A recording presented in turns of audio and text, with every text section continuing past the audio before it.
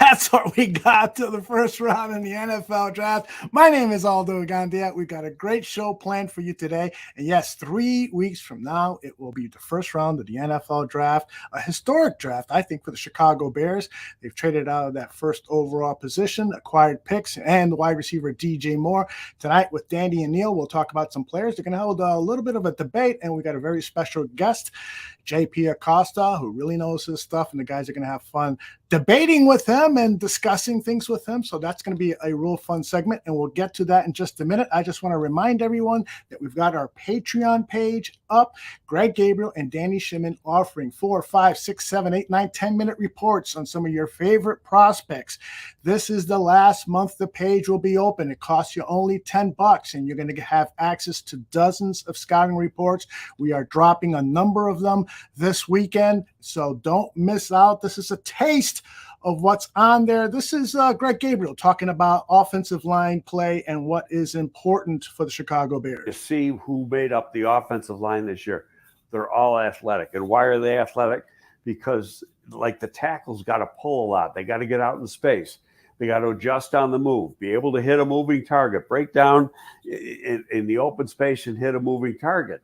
So you're not going to get these unless the guy's a freak and he's really a rare athlete for being so big. You're not going to get these 330, 335-pound guys. You're going to get guys that are usually in the 3 teens, maybe 322, 323. But it a lot of it depends on their athleticism. So you have to pay attention to not only the 40, but with linemen, really what's important is the 10-yard speed.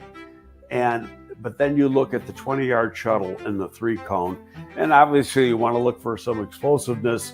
So that's where the standing long jump and the vertical jump come into play.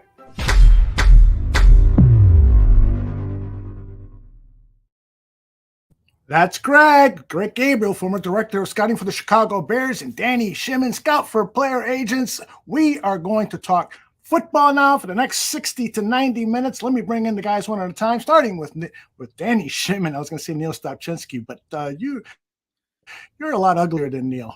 Yeah, for sure. How are you, bro? When we walk out, Neil's got all the girls. Oh my gosh, they gravitate to him like honey on whatever the expression is. White on whatever, you know.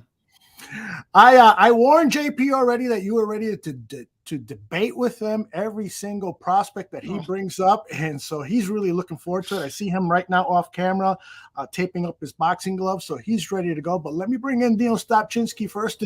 The aforementioned handsome guy, Niel Stopchinski. Ladies, how are you, man, my friend? You clowns are trying to get me in trouble. We don't say you go out looking for it. They just come to you. They gravitate to you. That's right. That's right. I don't know about all that now.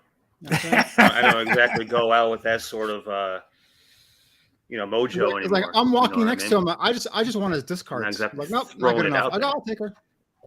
We have been in a bar together once since I've known you. I think it was twice. Man, you guys.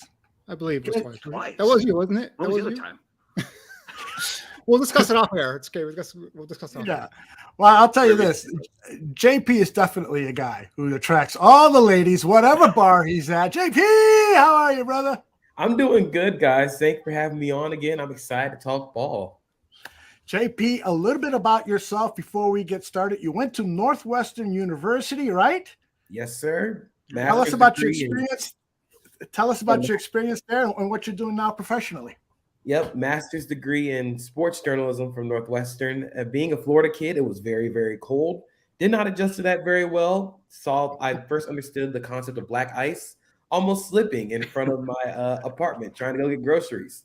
That wasn't very fun, folks. If you want to know about black ice, just stay off the road, stay off the sidewalks. But had a great time. It helped me get the job where I'm at today, which is covering the NFL draft, college football, NFL football for SB Nation. Sometimes I write about college basketball. Sometimes I'll write about plants holding machetes. Whatever comes across the timeline on Twitter, I'll probably end up writing about it. Awesome. I'm going to get this started right away and throw you to the Wolves. Danny, why don't you lead off the questioning? Well, the first question I had is if you live in Florida, why would you ever move to Chicago, man? Because that's the one thing I would never want to do. But I understand you're pursuing your dreams or something. But did you graduate or did you go to FAU? Yep, I'm an undergrad. I graduated with a bachelor's in multimedia studies. I was working for the student newspaper, managing editor, business manager, worked on the school radio, helped run their social media. We threw tortillas in the student union once. That was probably the highlight of the run on social media for student radio. But yep, undergrad at FAU, grad at Northwestern. Well, I was going to say, you must be proud of the boys and the basketball tournament. They went all the way to the Final Four this year, so you must have been running them on there. Yep, it was a fantastic run. I was actually able to cover the games when they were in the Sweet 16 and the Elite Eight to advance to the Final Four. It was an environment like none other. Being able to look up in Madison Square Garden and see East Regional champions, Florida Atlantic University, for such a school that's so young as Florida Atlantic, not really having prominent sports until the late 1980s, 1990s. This was the biggest moment in school history, and I was just glad to be there to witness it. That's awesome. It was awesome. Yeah, awesome run. But all right, let's get talk business here. Talking some NFL draft. Obviously, we bar room here. We cover predominantly the Bears, and Niel and I have been scouting a lot of these prospects, just kind of looking at them, and in terms of just from the focus of the Bears right now, their scheme, their fits, and all that stuff. So obviously with the big trade down with from 1 to 9 has been the big talk here, and then obviously now trying to refill this roster. So in terms of overall of the draft, in terms of the breakdown, like what areas do you see where the strengths lie, and in terms of what positions do you see, like if you're gonna attack early, don't wait too long on a particular position group? So I think one of the deeper classes this year is actually the offensive line. I think the Bears are perfectly set up to take one of the premier guys at 9, or even if they wait, if they want to trade back again, acquire more picks, get to the middle of the first round. I think there are going to be guys there that can be first-year starters, develop into really good players down the line. You think of course, the top 3, Peter Skoronski, Paris Johnson Jr., Broderick Jones. All 3 combined have different play styles, different things that they bring to the table. But then once you get past them, you think of a guy like Anton Harrison from Oklahoma. He's going to be 21 years old when the season starts. Great athlete, really strong upside, real strong hands. That's a guy who plays with a lot of play strength, got to work a little bit on the flexibility, but that's a guy 20 years old, going to be 21 before the season. That's a guy you want to bring in as a starter and develop into something really good. You look at a guy like Darnell Wright, exclusively right tackle, but one of the more rock-solid right tackles that has entered the NFL. You think about the Tennessee against Alabama game. He beat Will Anderson multiple times in the passing game, and that's something we really don't get to say a lot about prospects entering the draft this year. Will Anderson beat almost everybody, but you look at the offensive line depth just across the board. Think about the tackles, interior offensive line. You got Osiris Torrance. You got a guy like Steve Avila, who played for TCU, multi-year starter, senior, going to provide a lot of power on the inside. You think a guy like Cody Mock, North Dakota State, came into North Dakota State as a tight end, put on 60 pounds, moved to tackle, could move to the inside to guard. I've heard people say he might be best at center, but he provides versatility to play all positions along the offensive line. So that's a position I think is really deep, really talented. I think the edge class is also really good this upcoming year. But I think if there's one where the top heavy talent might be a little better than the overall depth, honestly, I think the receiver class might not have these superstars, but I think they're going to be very solid wide receiver 2s, wide receiver 3s, wide receiver 4s going into the NFL. You're not going to get a Jamar Chase or a Justin Jefferson in this draft, but there are going to be a bunch of good starters that come out of it. I agree. I think tackle is specifically an area where the Bears, who have a need, specifically at right tackle, in my opinion, is an area where they could attack it. Probably second, third round. You mentioned a couple of names that I like as well, but a guy I love actually around North Carolina, Asim Richards, is a guy that also. Bergeron from Syracuse. There's a ton of guys. Warren Carter from Pitt is also a guy that I like a lot in terms of a right tackle as well. So definitely a lot of talent there. The one thing, talking about the top three, and Peter Skoronski, I have obviously talked about you going to Northwestern. May have seen him play live. I'm an arms guy, and I know there's going to be a big debate in terms of arm length. And to me, there hasn't been a tackle with sub 33-inch arms. And I'm sorry, and even though I watch his tape and I do see him get struggling sometimes, catching defensive guys off the edge instead of just actually being able to shoot his arms and being able to keep him off his frame. So for me, he's a guard at the next level. Might be an all-pro left guard. Zach Martin is the example I use for Skoronski. So do you see him playing tackle at the next level, or do you see him also, like I do, kick him inside a guard? I actually think teams should try him at tackle to start out at first. I think just off of the tape that he put out at Northwestern over his time there, he's so technically sound. I understand all of the arm length concerns, and it is a concern. It's a very valid concern, but I think the way that he uses his hands and the way that he uses the lack of length to his advantage and being able to have great timing. He's great in the run game. He's someone who could play legitimately all the positions except for center on the offensive line, but I think you start him out at tackle. If things don't work out there, you can kick him inside the guard. You're just going to have a rock solid player at any of the guard or tackle positions. You kind of think of how the Cowboys have set up Tyler Smith. He came in, they were going to play him at guard. They had injuries happen. He moved back out to tackle. Those tackles came back healthy. He moved right back in the guard. So that's something I think that Peter Skoronski can do in his rookie year, but you have the upside of a potential all-pro at guard or tackle. Is there a player in this draft class, whether it's an edge guy or a D tackle, whatever position that you feel like is not getting that first round buzz right now that you feel could come in, whether it's the Bears, whether it's any team in the NFL, and just be an impact player right away? So I actually think there's one, and I think it's LSU's BJ Ojulari. I think that a lot of this edge class, it's a lot of guys who are going to try and go through you. They're guys who are going to be great on stunts and loops. They win with power. And that's something that we're kind of seeing with the development of the modern NFL. You're seeing more guys who want to win with the long arm and then bull rush you into the quarterback, because if you're going to lose integrity as a speed rusher, the quarterback's going to get up and out of the pocket, and that's where you're going to get hurt. But where BJ Ojulari excels is his speed and his bend. He doesn't lose gap integrity when he's going around the edge. He's such a good pass rusher right now, where I think that's a guy who isn't getting a lot of buzz because of the huge Nolan Smith jump. I think Nolan Smith is a fantastic player, one of my favorite players this year, but I think BJ Ojulari is in the conversation to be one of the better pure pass rushers in this draft class. Yeah, that's an interesting point there, bud. There's actually not been a whole lot of talk on this show about BJ Ojulari. He hasn't really been a guy that's come up. We haven't really broken him down.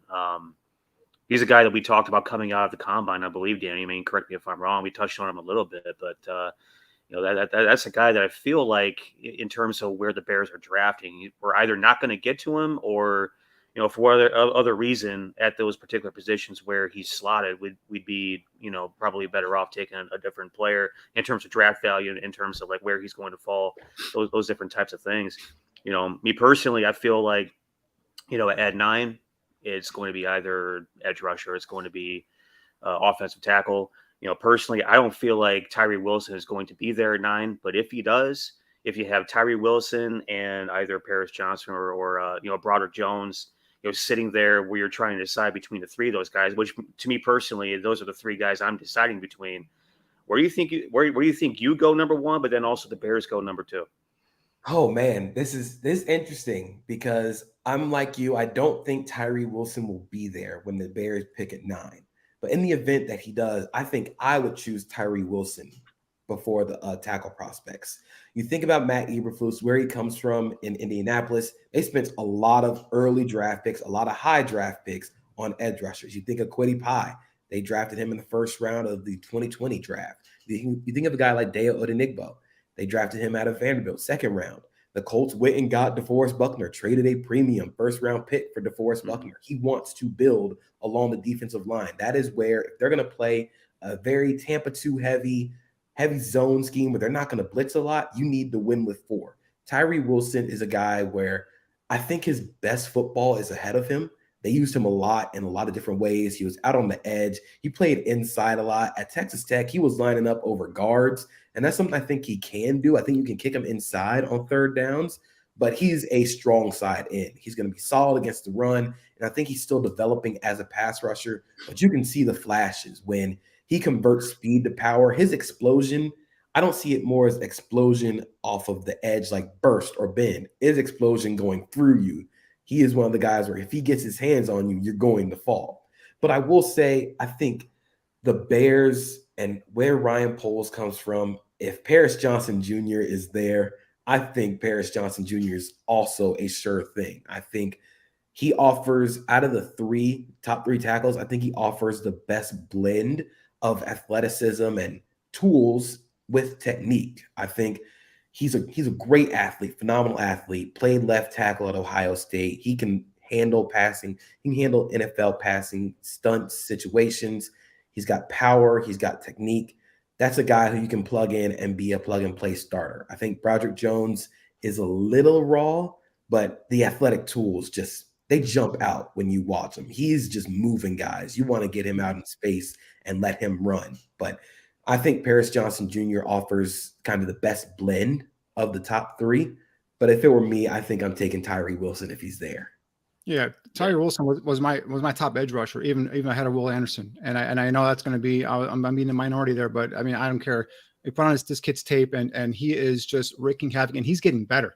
This guy is not even fully developed yet. I mean I don't know how much better Will Anderson can get. To be honest with you, he might be maxed out, but Tyree Wilson I know is not maxed out, so that's why he was my top edge rusher.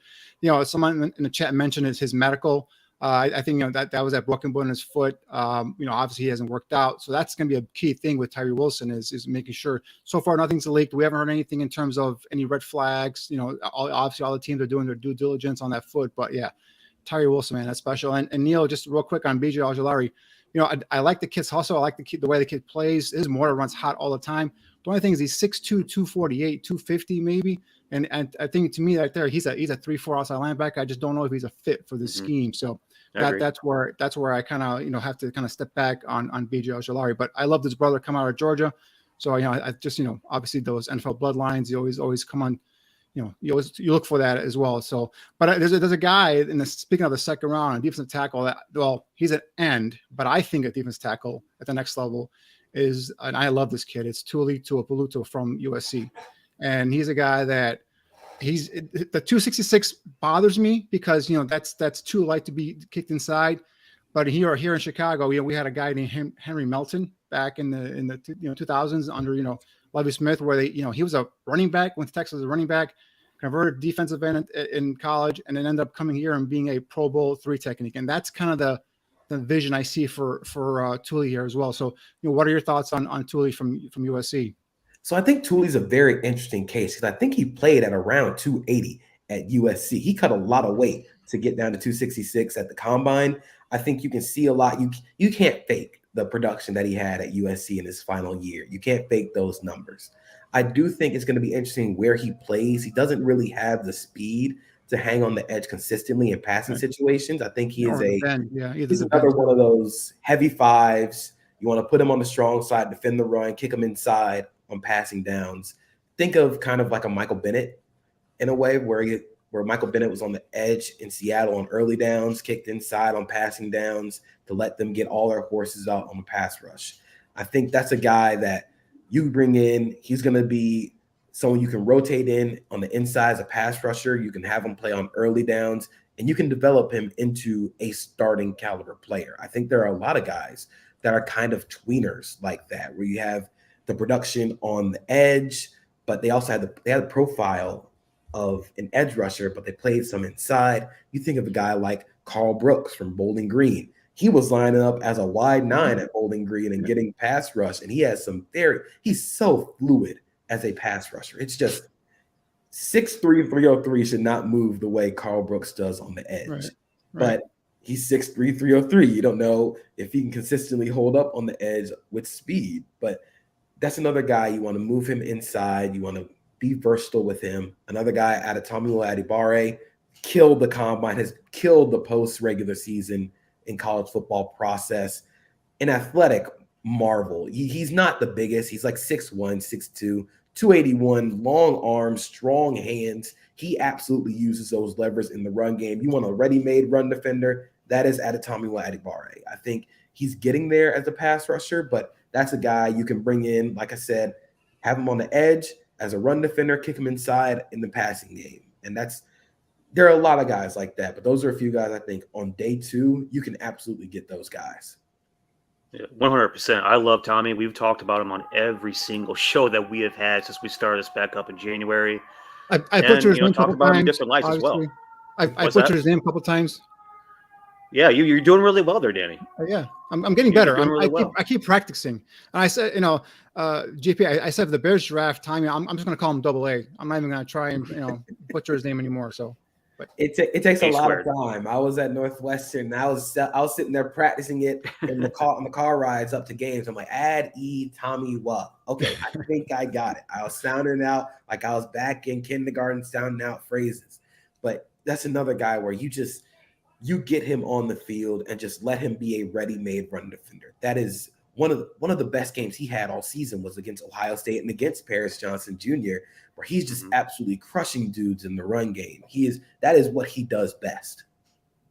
Yeah, the thing about him is that they did kind of play him a little bit out of position in terms of where he's being projected to go and play full time in the NFL. He's going to kick inside the 3 technique, at least for us, he's going to. And with that size, you saw what he did at the Senior Bowl. He just absolutely dominated with his speed to power, with his bull rush. And, when he has a guy even remotely beat, he was able to get home. And that's, obviously the type of guy that we need here in Chicago. The thing about it is that had he had better, on-field production, had better sack production, had his tape looked a little bit more dynamic, he's probably a first-round no-brainer to me. But since he didn't have that production, coming out of his, final year there at Northwestern, probably the reason why he's going to fall a little bit. Now, as much as me and Danny love him, hopefully he's there towards the back, the back end of the second round a little bit, to where we can go ahead and get a really high value pick, I feel, in terms of what we think that kid could be in terms of projection. I have seen some projections where he goes high, back into the first round. I think that's just a little bit too rich. I don't know. What do you think? Yeah, I don't think he's going to sneak into the back end of the first round. I think the edge talent is way too deep. You're going to see guys like Ojulari possibly sneak into the back end of the first round. Lucas Van Ness is going to go very high. And then we haven't even talked about where Nolan Smith can go. Nolan Smith is a guy where I don't think he necessarily fits in Chicago with their 4-3 defense. He's 6'2", 238. I don't think he would survive as a hand in the dirt pass rusher, but that's another guy who's going to go very, very high in the pass rush class and the edge rusher. I just don't think Adetomiwa was going to sneak into the back end of the first round. I think he is a solid day 2 guy. I think when we possibly look back at this draft and maybe like 5-10 years, going to be like, hey, how did this guy end up on day 2? Exactly. But that's a guy you got to take there.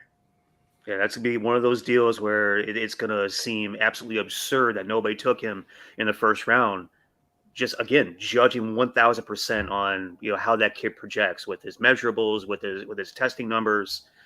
But, that's when people like us chime in and say, oh, well, hey, the film didn't look that great to be a first-round guy. Production wasn't there. The numbers were great, but you can't base everything off the Underwear Olympics. Similarly, you have a guy like Kalijah Kancey, who this fan base absolutely loves, and is a guy that everybody wants to talk about being a first-round guy. Again, a little bit too rich for my blood. But also, I feel like he isn't quite all the way a fit for the Bears in terms of, his measurables. We like we're looking for prototypes, big, long, tall, absurdly athletic, which he has, and he has all the production on tape. Something that AA doesn't have. But with his measurables, I just don't feel like he'd be a guy that polls would bring in. What's your thoughts on him? So I love the pass rush Kalijah Cansey brings. It's just amazing twitch and flexibility from the interior, something that you rarely see as a defensive player, as you see from a defensive tackle in the NFL. The problem is he's 6'1", 278, maybe. I think the comparisons to Aaron Donald are really out of hand because there is nobody like Aaron Donald, but we're going to see undersized D tackle from Pitt, and that's the first thing we go to. But I think Kalijah Cansey, he can be more of a tweener at the NFL level than what's being projected. I don't think he's a true blue 3-tech when you get him into the NFL, maybe in a 4-3. I think he's a guy who could possibly maneuver around the defensive line. I think you can play him inside and out, but I just worry about not necessarily just how short his arms are, but how small the frame is. It's like, it looks like his frame is maxed out at this point. There's nothing you're going to put on to get him to be a stronger player at a point of attack. Yeah, I agree. His tape is worthy of first round, but again, just the measurables. Again, people say get on me for the arm stuff, but it's 30-inch arms is not something that's gonna play in the NFL. If it does, great. I just don't. I think first round monies or first round pick is just too rich for me as well. But if you get in the second round, I'll take a shot at him in the second round because he fits the profile in terms of interior pass rusher, guy that can. It's twitchy, can get up into those gaps. Eberflus defense wants to get up and make pressure with the front four guys. That he fits there. It's just first round a little bit too rich for me. But just kind of going through the rest of the draft. There's another edge guy that I'm really high on that I've kind of started hearing some buzz about him lately, and that's a kid from Kansas State, Uzama. I think he's a guy under a tweener type, right? He's a little undersized, doesn't have the prototypical size and dimensions of a defensive end, or might be, not as twitchy for an outside linebacker, but man, you put on his tape and you see a guy putting on a pass rush clinic. And, I like my pass rush edge guys to have that bend. And I try and explain it, like, give them examples like Robert Quinn in his prime, or, some of these great pass rushers, the guys that can get kind of parallel to the ground. And Uzama has that, Will McDonald, another guy, has that bend. And those are the guys that I'm looking at hopefully in the second round for the Bears to kind of pluck one of those guys and fill in that need for a pass rusher. Any chance, one or both those guys are available, either pick 53 or 61, where the Bears are coming up at? I think Felix Anudike-Uzomah is a very nice fit in Chicago for what they want to run. Like you said, he's got bend, man. I think about bend in terms of like a figure skater. And speed skaters have really flexible ankles and hips. Mm-hmm. That's how Von Miller is able to bend around the corner. It's not just he's standing straight up. It's he's getting so low to the ground where he's almost parallel, and he's getting the arm back up, and the offensive lineman can do nothing about it. Felix Anudike-Uzomah has that bend. The motor runs hot all the time. I do worry a little bit about the athletic measurables, but that's another guy, 4-3 in. You can put him in on there on third downs, let him go to work. I think Will McDonald's a very interesting case. I love Will McDonald. He is 6'3", 6'3.5", 240, maybe on a good day, 235, 238 probably. But you look at the counter moves are really what surprises me about Will McDonald. He has a great spin move back to the inside. He's got nice bend. I really do worry about the playing weight though for Will McDonald, because I think the difference between him and Nolan Smith is more of a built 238. Will McDonald right now still a little wiry, still a little thin. I worry about how he would fit in a true blue 4-3 in, where he's having to take on the offensive guards or offensive tackles at all times. But he did come from an Iowa State defense that had him playing 5 technique on the inside shoulder of guards, or not inside shoulder of guards, outside shoulder of guards, inside shoulder of tackles. They had him playing, getting double teamed all the time, and he was still making plays. So you worry a little bit about the frame, but if you want a guy who can come in, be an immediate pass rusher, that's the guy that you want. Absolutely love Will McDonald. And, you could argue that the reason why he's not being projected as a surefire first round pick is just because of, the weight issue. their projected growth plates and everything else. If that dude was up to 250, 260 right now, holy hell, we'd be talking about him in number 9 potentially if Tyree Wilson's off the board, right? And by that same token, Felix, it's been said, by those that were there at Kansas State's pro day, that his pro day wasn't exactly anything to shake a stick at, which is probably potentially good for the Bears in terms of a guy that could go higher in round 2, that could drop towards the back end of round 2 and be right there for the taking for us, towards the back end there. In terms of other edge rushers there, not necessarily a guy that I would stick at defensive end or edge or anything like that, but a guy I also think is versatile enough to move inside the 3, Keon White out of Georgia Tech. I think the kid is incredibly impressive, and obviously he's an underwear Olympics warrior. What's your thoughts on that guy? His ability to come in, be versatile, and fit also at the same time what the Bears are doing. Being kind of like what I was talking about before, a little bit of a prototype in terms of his size measurables, athletic measurables, field production, all those different types of things. Yeah, so it's actually a funny story. When I was in Mobile for the Senior Bowl, and I saw Keon White on the field, now I asked some of my friends, I'm like, hey, what did he weigh in at? And they're like, yeah, he weighed in at 280. And I'm like, 280? He doesn't look 280, but he carries that weight really well. He measured in, I believe, 285 at the combine. He carries that weight really well. He's got big legs, and he looks a lot leaner than 280, which tells me he could possibly put on more weight, but you want him being he's heavy 5, strong side defensive end. Like I said, a lot of guys this year. I think Georgia Tech played him a little out of position, so he didn't really have the production. But when he was down in Mobile at the Senior Bowl, he had some really nice moves using speed, converting speed to power. That's a guy who I could possibly think could sneak into the back of the first round. That's another guy with the run on edge rushers that we could possibly get. He could sneak into the back of the first round and be a guy where you bring him in and he can move around in multiple spots and be a good to great defensive lineman. There's another guy, I think Myles Murphy from Clemson has gone kind of underrated. He hasn't tested yet because of a hamstring issue, but I think he's a great fit as a true edge in Chicago's defense. I think he's a good, not great player. He does a lot of stuff well, strong in the run game, does some nice stuff in the pass rush, really good athlete.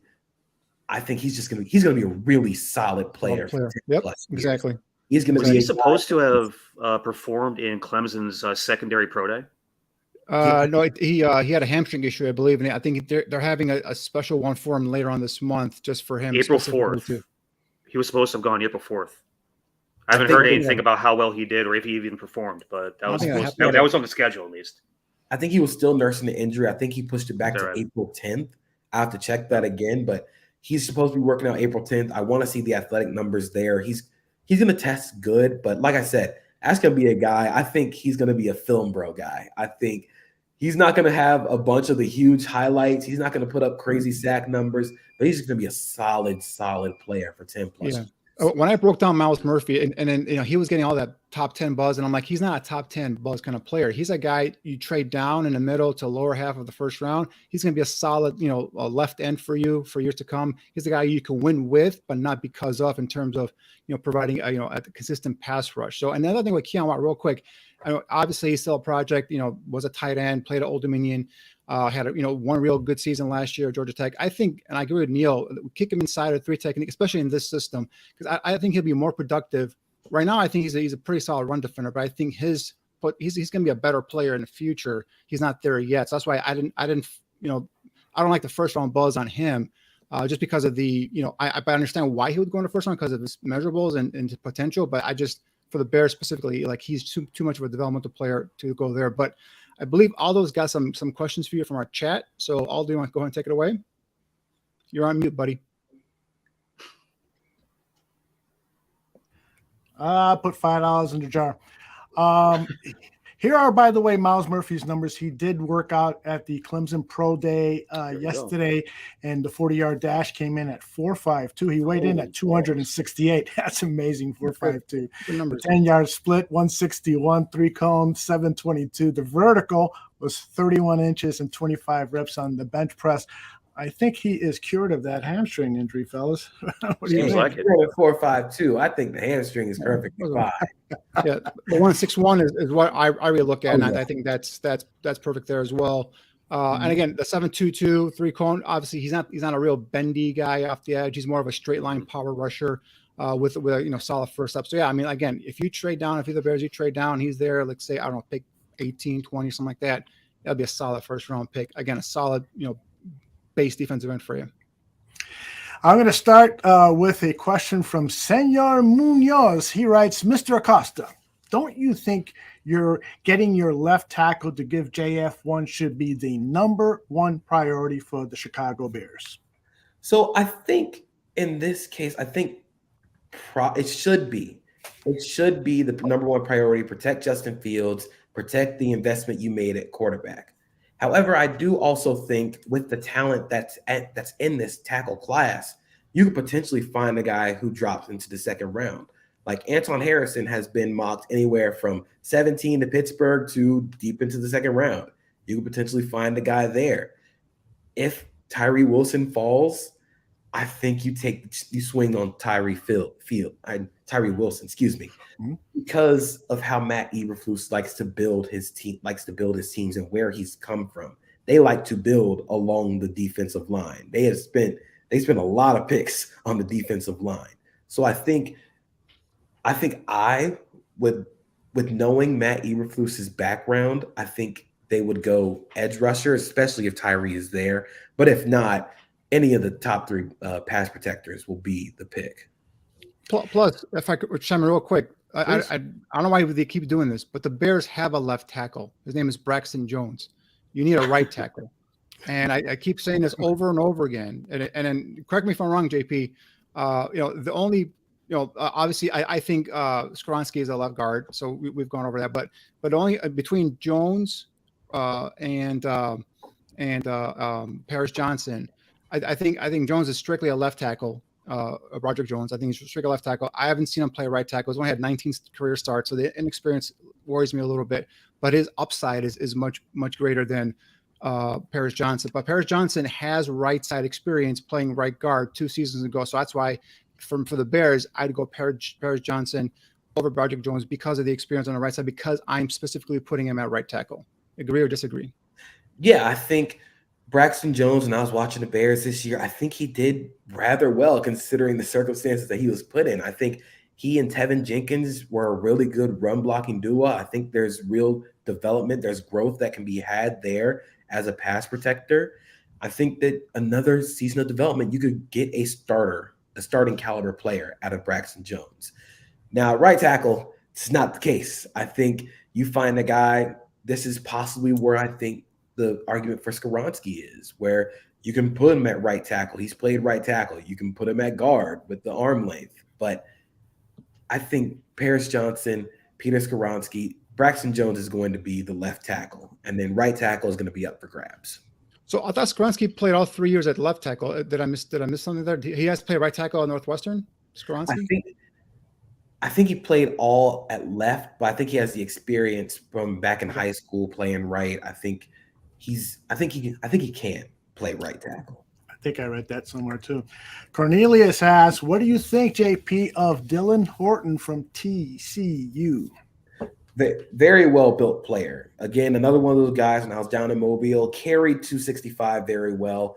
Obviously, in TCU's defense, which is another one of those 3 safety defenses, 3-3-5 offshoots, he wasn't asked to do a lot on the edge. So I worry a little bit about the true ability to play on the edge as a Dylan Horton. But he's another one of those guys where you put him on a strong side end, have him stop the run, kick him inside on passing downs where he can use his quickness to beat guards. That's a guy who I think late day 2, early day 3, I think that's the range for him. But somebody's going to take a chance on the athleticism, 6'4", 265. It's a big dude, strong dude. He's got pretty nice hands. I think you can make something work there as a strong side end. I'll ask JP, and I'd love your thoughts too, Niel and Danny. J2K really likes Felix Anudike Uzoa. I think I nailed that one. How high do you think he gets drafted? I've seen him in the second round, but I think he'll go in the first. You know what? I agree with J2K. I keep seeing him at the top of the second round in the few mocks that I've done, but I think he's a first rounder. What do you think? I think he is a lock for the second round. I think with, again, the guys that are going to go at edge, I think Keon White is probably going to slide into the back of the first round potentially. You got a guy like Van Ness who has his range could possibly be anywhere from 8 to Atlanta all the way back into the back end of the first round. Nolan Smith is going to go first round. Miles Murphy's going to go first round. There are a lot of guys and not a lot of spots where teams can use edge rushers, especially a guy like Felix Uzama, who's probably going to be best as a 4-3 end. You possibly, if the Bears want to get him in the second round, I'm looking at a team like either New Orleans or Kansas City. Those are really the only two teams near the back end of the draft who could possibly take him. I don't see that happening. I think he is a lock for day 2. You guys want to jump in real quickly, Danny or Neil? We talked about it earlier. I'm a big Uzama fan. I think if he's there in the second round, he fits the profile in terms of what you want as an edge rusher from the system. He's got the bend, he's got the quick first step. Doesn't have the measurables that you want in terms of a base defensive end, but I think he's a guy that you can live with out there. Initially, might be just a pass rush specialist. We'll see how he develops there, but definitely a kid. I love that kid coming out as edge defender. I get him and Will McDonald and Derek Hall are 3 guys that I've kind of circled there in that second round range where I think the Bears can strike gold with any one of those 3 in terms of pass rushing guys. Neil, question for just real quick. I mean, I like to ask this question to everybody that comes on because people have different opinions, and I love to hear what's inside people's heads in terms of surprises. Who's going to sneak into the top end of the first that nobody's talking about, or who's going to go day 2 that nobody's talking about right now, in your opinion? Oh man, I think the slide for if we're just looking at everybody, all positions across the board, the NFL draft, I think Quentin Johnston is going to take a slide. I think people are projecting him as early as possibly 11 or 12. The 12 second pick to Houston, I don't think he's going to go that high. I think he's going to go near the back end of the first round. I'm still trying to see it with Quentin Johnston. You see the ability after the catch, you see the speed, the long speed, but he's very much a body catcher right now. He catches with his body instead of his hands. The drop rate reflects that. Every highlight that you see, he's going up and catching the ball with his chest, especially when he's going up and making those contested catches. Something you really don't want to see from a guy who's 6'2", 208, who's supposed to be this above the rim contested catch specialist. But I think the talent's going to be enough to keep him in the first round. I just don't think he's going to be anywhere near the top 15. If I could chime in there real quick for Neil, question. I know it wasn't directed to me, but I was, if you guys can attest, I was one of the first guys to tell you that Richardson was going to go top 10, and I think I'll be correct, 100% correct. I'm telling you right now, Hendon Hooker is going in the first round. Oh yeah, I can see that. That's been the hot story in the last week or two. I keep seeing him. Yeah, there's been a lot of smoke around that. I can see it. I wouldn't do it, but I can see it. Exactly. We were talking last show. If that guy didn't have the injury and he kept on the same trajectory that he was playing at, number one, would have been shooing for the Heisman, but also number 2, we'd be talking about him with these other 4 quarterbacks right now. Would have been 5 taken in the top 10 probably. His offense will hurt him, the offense he plays in, but I think if you're a team in that lower half, guys, who have, guys, veterans, Minnesota, it comes up to mind right now with Kirk, Cousins coming up on his contract, you can pick him and stash him for a year.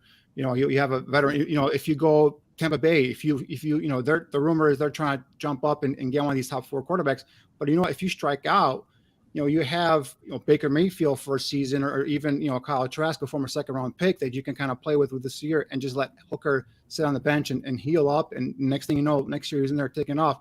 And the age thing, I know he gets knocked for the age thing at all, but you know what?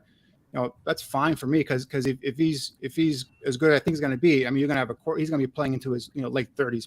So that doesn't bother me at all. I'm trying to see it with Hendon Hooker. I see he throws a very pretty ball, very catchable ball, but I do worry about how that offense is going to affect him at the NFL level. Is very much one read, one side of the field.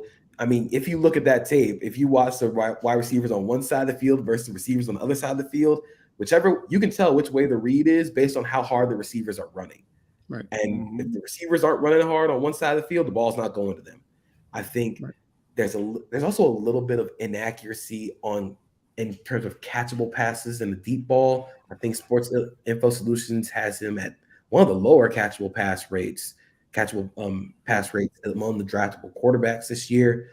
But I mean, you look at the production, and I think the production is going to keep him in day 2. I just wouldn't do it in day 1. I think day 2 should be the range for him. But I think now that you're seeing a lot of smoke about it, I'm starting to feel like, yeah, some team's going to do it. Mm-hmm. Let me squeeze a couple more in here for JP. Let's see. J2K wants to know who's a mid to late round defensive end. We talked a little bit about this, but give me a mid to late rounder that you think might be an exciting pick. Oh man, this is a good one. I think of a guy like Isaiah McGuire from Missouri. Big, long athlete, strong hands, was at the Senior Bowl.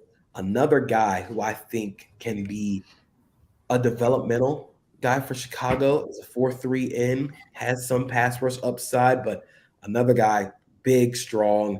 You want him setting the edge against the run. But another guy who I think is going to go real late day 3, I believe his name is B.J. Thompson from Stephen F. Austin.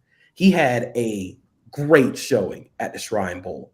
One of my friends, Alex Katzen, he was at the Shrine Bowl. He said B.J. Thompson killed it. Right now, his frame is not there. He is built like a basketball player, but he's got extremely long arms, extremely quick first step. You get him into an NFL weight room, you develop him, you might have something there. Yeah, I saw him down at the East-West Shrine game. Yeah, he's got that first step quickness, and he's got that length that you like about him. But another guy, late round guy or late second, early third round guy, defensive end, Yaya Diaby from Louisville. Oh, yeah. Mm-hmm. That's another big, long, strong dude. There are a lot of guys this year. They're not going to be the most bendy dudes, but they are run through a you-know-what's face. Shout out to Marshawn Lynch. JP, one non-draft question. Cliff Victoria wants to know if you have got any thoughts on Rasheem Green. He is the 5-year defensive end that Ryan Poles signed to a 1-year contract today. Have you followed him at all during his NFL career? I forgot what school did Green USC. go He went to USC. USC kid. I think in Seattle, he bounced around a little bit. He played a little bit of edge, played a little bit inside. I think with Chicago, what you want is you want as many throws at the dartboard as you can. You want to take a guy like Rasheem Green, get him playing on the inside, try and play him on the outside. Worst case scenario, you have depth. And that's something that Chicago didn't have last year. Didn't have a lot of depth on top of not that many top end talents on that defensive side of the ball. That's what you really need at this point. I can definitely see them going after getting Rasheem Green. You want to get as many guys you can into that roster, onto that defensive side of the field, defensive locker room. Just see what happens. Put them in the defense, see what happens, see if you can make it work. They just need as many throws at the dartboard as you can. It's like the home run derby, man. You got to get as many swings at the ball as possible. One of them will go out the park. Maybe one of them will be a good line drive. You just need to swing. There you go. You got it. You can't. Wayne Gretzky used to say, "You can't score goals if you don't shoot the puck, and you can't get great defensive ends if you don't draft them or acquire them somehow." JP, tell us what you're working on and where people can interact with you on social media. Yep. So follow me on Twitter at Acosta32_JP. I have a really big feature story profile on Anthony Richardson that's going to be coming out a few days before the draft. I'm also going to be continuing to doing some NFL draft stuff over at SB Nation. We got this cool project coming up, Football Court, where I pretend to be a lawyer and debate draft prospects with my co-writer, Mark Schofield, and my other co-writer, James Dador. So keep checking that out. See if I'm pretty good as a lawyer. You can give me some feedback or not if I'm good at that. Maybe if I'm good enough, I'll just drop everything and go try and be a lawyer. There you go. we call Mark Schofield is a friend of the show. We call him the quarterback whisperer. What do you think about Hendon Hooker? Have you talked about Hendon Hooker yet? We've talked about Hendon Hooker a lot. We make a lot of fun of the Tennessee offense for being what it is in terms of scouting, but love the production, love his ability to get the ball out. I think that's something where he sees it and he's going to take it. That's a guy with a lot of confidence, and that's something you can't really teach. You can't teach a quarterback to go take those shots. You can teach a quarterback to be like, hey, you want to pull it in a little bit. You don't have to teach a guy to go out and get it. Yeah, we got to get Mark on the show as well. Talk about him. Talk about quarterbacks with him too. Absolutely. Yeah. By the way, Mark was a lawyer, so I cannot see him allowing you to get into the judicial system when he ran away from it. I'm sure he wants to keep in the football side of things. JP, you're the absolute best. We'll be bugging you again. You know your stuff, and you present it so well for all of us fans, the guys who are not following the draft as closely, and also those who are draft nicks, like many of us here in the chat room. You present it in such a easy manner to digest, and so that's why we love you. We'll be bothering you again, okay, brother? Absolutely, anytime. Yeah, this is fun. I always say we're going to disagree. We agreed. Me and JP are agreeing on a bunch of stuff. So there was no debate. Great minds. You know, they say those great minds. We'll have you back on after the draft, and we can review the Bears draft for sure. Absolutely. Sounds good. Awesome. All right, we're going to take a quick break, and then we'll be back. And Danny and Neil are going to debate a few topics and also answer more questions from the chat room. Stay tuned, everybody. What I liked about him when I saw him in person at the East-West. So I think this kid gives you a lot of potential in terms of what you're looking for up front. I see him in the Bears offense as a Z or a slot receiver, not the X, because they want the real big guy playing the X. You know, he could be sitting out there in the third round, and you could be getting a guy that could be your situational pass rusher. I think he's a perfect fit for what I've been told the Bears are looking for. This is my 3 technique for the Bears, especially if you don't take a guy like Jalen Carter at the top of the draft. This will be a nice pickup. Fits perfectly in the system. My gut feeling is this would not be a guy the Bears would take. It's a good name because that's a guy that I'm intrigued by. Obviously, here with the Bears, you know, defensive line, defensive front is a huge need. I think he's the best center in this draft.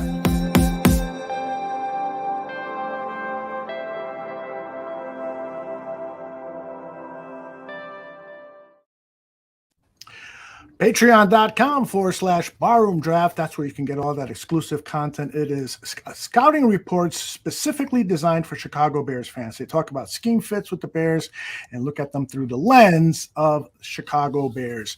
All right, guys. Let me see if I can get a couple of these questions out of the way before we get on to our debate segment. Let's see. Let's go with J Rock wants to know Kalijah Kancey. Is he a fit at 3 tech for the Bears cover 2 offense? We talked about this a little earlier, J Rock, but guys, why don't you go ahead and expound on that? Anyone jump in? Yeah, for me, I think he's an ideal fit in terms of his, you know, the twitchiness in his frame, you know, the ability to explode off the snap and get up into the gap. You know, everything you put on his tape, you know, his measurables, that's the one thing you see with these guys that do well at the combine or these pro day numbers. You want to see, does that athleticism, you know, kind of reflect on their tape? And it surely does with Kancey. I mean, he is lightning quick from that interior defensive tackle position. You know, my concern, I believe Neil is on board with me here as well, is just the arm length. And I mean, we just, you know, guys with those type of short arms, you know, just, you know, generally don't really have that much success at the next level. So that's the one thing where you know, the first round buzz on him, I think to me is too rich. You know, if he's there, you know, late second round with one of those picks and you haven't addressed interior defensive tackle and you want to take a flyer on the kid that's got the athleticism, the ability to get back in or get into the you know, the backfield and cause havoc, you know, I take a flyer there. And especially I would love to have him at that first pick in that third round. I think it was pick 64 or something like that. So that'd be ideal. I don't think it's going to last that long, but yeah, is he a fit? Yes. Unfortunately, the arm length bothers me in terms of a first round grade. Yeah, I agree. We talked about it earlier in the show today. I gave my thoughts then. We talked about it after the combine as well. And, you know, I agree. If you have him just kind of kicking around over there at 64, first pick of the third round, and in terms of a value pick, I'm not sure that you can get a whole lot better. But at the same time, You know, in terms of what you need that specific position player to do, yeah, sure, he's a fit, but also, you know, from the standpoint of his measurables, you know, we keep talking about the arm length, the arm length, the arm length. I think it's important to point out that the reason why Aaron Donald is so successful is because of the arm length. You know, he's not successful because he's a small dude. He is sure successful because he's explosive as hell. But what helps is him being able to establish leverage with those arms, and a 2-inch difference is a massive difference. You're talking about 4 total inches of him being able to establish leverage on the interior defensive or offensive lineman in that sense. So, yeah, you know, he's a really interesting player. You know, the production on field has been well established by us, by everybody you listen to everyone that you talk to, all the talking heads on TV and everything else. It's just, you know, certainly for first round, massive stretch, way too rich for my blood. Second round, if he's there at the back end, I think you have to think about it. You know, he's certainly a guy you should have on the board, but also he doesn't necessarily fit as well. So there's a lot of thought that goes into that. And I think that, you know, once you get to 54, 61, that's where we're at, right? 54 and 61, 53, 54. 53, I think 53 and 61. Yes. Right. If he's still there, certainly have to think about it. But I also think that those 2 picks are going to sort of circulate around what ends up happening, you know, with that 9th pick in the first round. The one thing with these picks, though, is you know, these first four picks, they have to come in and if they're not starters, be heavy contributors. Impact players. Yes, next year for the Bears, you need these first 4 picks to come in and be heavy contributors, and that's the one thing is when scouting these players is I'm taking a look, especially if guys if I have a 3rd or 2nd round grade on them, and it's like, well, you know, I don't know if they're going to be an ideal fit. Will they come in big impact? You know, for me, when I'm putting my board together, I'm looking at through the lens of the Chicago Bears. You know, I might drop a guy because I don't think he'll have immediate impact. When those first 4 picks, you know, I want immediate impact players. Yeah, and I think if he does end up going towards the back end of the first round, if somebody does reach for him, it's going to be one of these teams that we talked about before that does have an embarrassment of riches type of situation. You know, right. Guys that teams that have guys that are well established on the defensive line, teams that are successful that can go ahead and take a stab at a kid that is as explosive as he is, has been as productive as he is at the college level. I think that if there's a team that's going to do it at the back end of round 1, that's going to be the type of team that does it. But I think that most of the teams out there are probably on the same page as what we're talking about right now, that they peg him as a day 2 guy, probably round 2, maybe top end of round 3, depending on, you know, your franchise specific, you know, requirements for that particular position. And you know, again, if he is there in a position of where we are drafting, I think you got to think about it. But again, I think it's going to all circulate around what happens in round 1 for us. I think Eric is like me, has developed an affinity for Darnell Washington, and he asked this question: is there a world that Darnell Washington fits on this team? Love the ceiling and the run blocking ability. Yeah, this guy as a pass catcher has just scratched the surface, and as a run blocker, a lot of scouts say that he's better than many of the offensive tackles who are coming out into the draft as a blocker. So any of you guys see the possibility of Washington somehow making his way onto this Bears team? I just don't think we get to him. Or I should say, I don't think he gets to us. Because he's definitely a first rounder, huh? Yeah, in terms of where we're drafting and you know, juxtaposing that against our needs, there's no way that this outfit, this personnel group is going to go ahead and get a tight end before pick 64. Right. I mean, if we go ahead and take a tight end, it's going to be at earliest 103. Right. I mean, there's not a need. I mean, your offense, defensive line, you know, they need to be addressed, especially right tackle. We talked about the edge, and we talked about defensive tackle. You know, those have to be addressed, and that's got those first 4 picks have to be addressing those specific needs. And even if you know, get 2 defensive tackles and an edge player and a tackle, you know, with the first 4 picks, you still have a nickel corner, you know, possibility you need there as well. Mm-hmm. Another receiver is my idea in terms of getting another receiver. You know, there's other needs there before you get tight. I mean, you have Cole Kmet, who I think is coming into his own. You know, not a superstar by any means, but he's a solid football player so far, and potentially could get better. And I think, you know, a one signing that kind of has been, you know, a little bit kind of kicked to the side here is Robert Tonyan. I know, he's an ex-Packer, blah, blah, but 2 years ago, 2 years removed from this past season, he had 11 touchdowns. Now, I'm not saying he's going to come out there and set the world on fire, but he's a red zone target. He's a pretty good pass catcher coming out, in terms of flanking him out into the slot. He's a crafty guy who gets open, especially in that red zone area. So, don't poo-poo that signing of Robert Tonyan. As long as he stays healthy, I think he's going to be a nice contributor, a nice complement to Cole Kmet. So, tight end for me, guys, is not really a prime need. And if I'm going to draft a tight end, it's probably day 3. And a guy I'm hoping that is Laporta from Iowa. I love Sam Laporta from Iowa.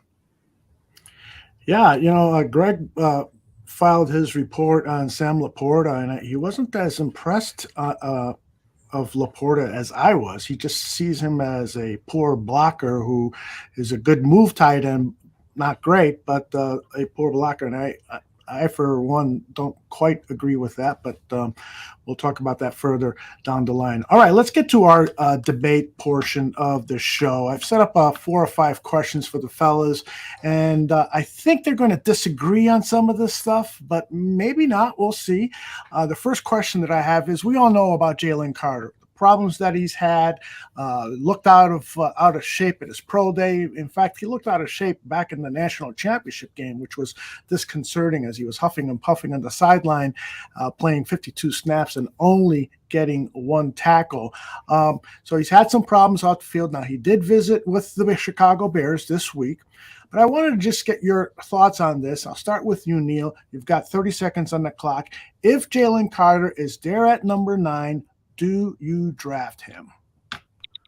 Me personally, no. In a vacuum, with all the information that we currently have at hand, with the issue that happened the night of the national championship game, with him opting out of all of the testing and everything, and even during his pro day, gassed as hell, couldn't even finish the drills, showed up 25 pounds overweight. There's just a lot of red flags right now, and I understand they're going to meet with him and they're going to kind of feel one way or the other coming out of that meeting. But without being inside the 4 walls of that meeting room, I'm going to say no. All right. Danny, I was going to share my opinion, but I want you to jump in here first. Tell me your opinion. I'm going to restart the clock, and as soon as you see it going, why don't you jump in? Well, let's do it this way. You have a clock malfunction. There we go. Yeah, I mean, for me, the talent is that great. I mean, when he's on, I mean, he's one of the best probably defensive linemen in this draft. But the thing is, as Niel touched on, is that when he's on, and this is where polls and his scouts and they have to kind of sit there and really dig into this kid, assuming everything that there's nothing else going to come out here in terms of legal issues, and then they feel comfortable with the kid. Warren Sapp was considered a troublemaker coming out of Miami. He ended up being a Hall of Famer. So I'm just saying, like, this kid has that type of talent. He's a dude, and if you just are comfortable with the kid and just know they chalk whatever we've had now in the past to a young college kid, you got to take the talent. Yeah. There's a lot of nuance that goes into that pick. Yeah. I mean, it's really hard to explain that in 30 seconds. Right. But the fact of it is that that entire staff probably sat in that room on when was that? Tuesday, Monday? I think it was Tuesday. Wednesday? Whatever day that was. I mean, obviously, he's basically he's got the light. He's being interrogated. Light shining in his face. Catching all the questions. I mean, they're going to. They probably ended up knowing what they were going to do about him. They probably had an idea going into this meeting. They probably felt better about either affirmed or crossed him off. Their thoughts and opinions on him right after that meeting, and they probably know which direction they're going heading into the draft. Does the signing of Rasheem Green today impact that whatsoever? I don't think so. I think it's interesting they brought in yet another defensive lineman. A guy that is as versatile as he is, but I don't think it necessarily impacts what they do in terms of Jalen, a Carter and pick number 9. But just that the fact of it is that there's a lot of nuance that goes into this pick and a lot of information and a lot of discussions that are being had that we're not privy to. I'm just saying, if you just look at it in a vacuum, there is a lot of red flags there. There's a lot of things that make me really uneasy in my gut. And I'm going to have to be there in that room interrogating the hell out of Jalen Carter for me to feel good about, where he is, where his mental space is, how committed he is to, to the game, making this his career. Like the pro day stuff was very concerning to me. I understand that, he had a shitstorm, going on, during the combine, and that would have seriously affected his performance there. But with a few, extra weeks to prepare for the pro day, he shows up overweight. He's gassed during the workouts. He doesn't do the testing. That's extremely concerning to me. And that definitely plays into the evaluation portion of the interview, almost as much as the legal, concern portion of that interview is, where is he at right now? Is he just, mentally effed up? Is he going to be able to like overcome this particular sort of adversity and continue on as the massive impact player that we saw at Georgia? I mean, there's just a lot of questions. That's what I'm saying. Like, if I'm not within the four walls of that meeting room, I have a weird feeling in my gut about him. But at the same time, if I'm within the four walls, I ask the right questions, I get the right types of answers. He's very he's very open and honest and forefront with what happened that night, with where his mental space was, with what he was thinking and why he ended up at the pro day the way that he was, and was kind of like contrite in a way, if that makes sense. Then I feel a lot better about it. And if he's kicking around at number 9, I feel a lot better about it. But again, it's the nuance of it. Yeah, the one thing about this kid, I think from kind of like a 10,000-foot view of him, he doesn't fit this organization, right? In terms of the off the field stuff, in terms of the coaching staff and what they want on these players, these guys that hustle to the ball all the time. These guys are in top, physical shape. You just say, oh, he's not a fit. But you put on his tape, and when he's on, he's dominant. And that's the thing, is like that talent. If you can harness it, if you can find something, and you say, if you're a defensive line coach, or if you're at Eberflus, if you're someone on that staff, and say, that bad thing about this Bears team, that they're so young, they don't have a veteran in that defensive line room. Justin Jones maybe, but someone has got some meat to them that says, this is how I can take on my wings, and I'm going to make sure this kid, gets his head on straight and all that stuff. Because I'm telling you, when he's on, he is a game wrecker, and that's what the Bears do not have. He's a blue chip player. And that's my biggest fear, Danny, is, if, like Don Burr writes, Jalen Carter going to the Detroit Lions, they've got a pick before us. It could be devastating for our offensive line. I don't think Yao Ming has anything to do with this, but go ahead, Aldo. Sorry. But I've seen tape where Jalen Carter is manhandling 3 offensive linemen, just blowing past them. And if he brings that to the NFL, it's going to be the Bears are really going to have to spend some resources on making sure the interior of that offensive line is solidified, and that they have good blocking running backs on this squad, because it's going to take a village to keep this guy in check if he performs at a high level.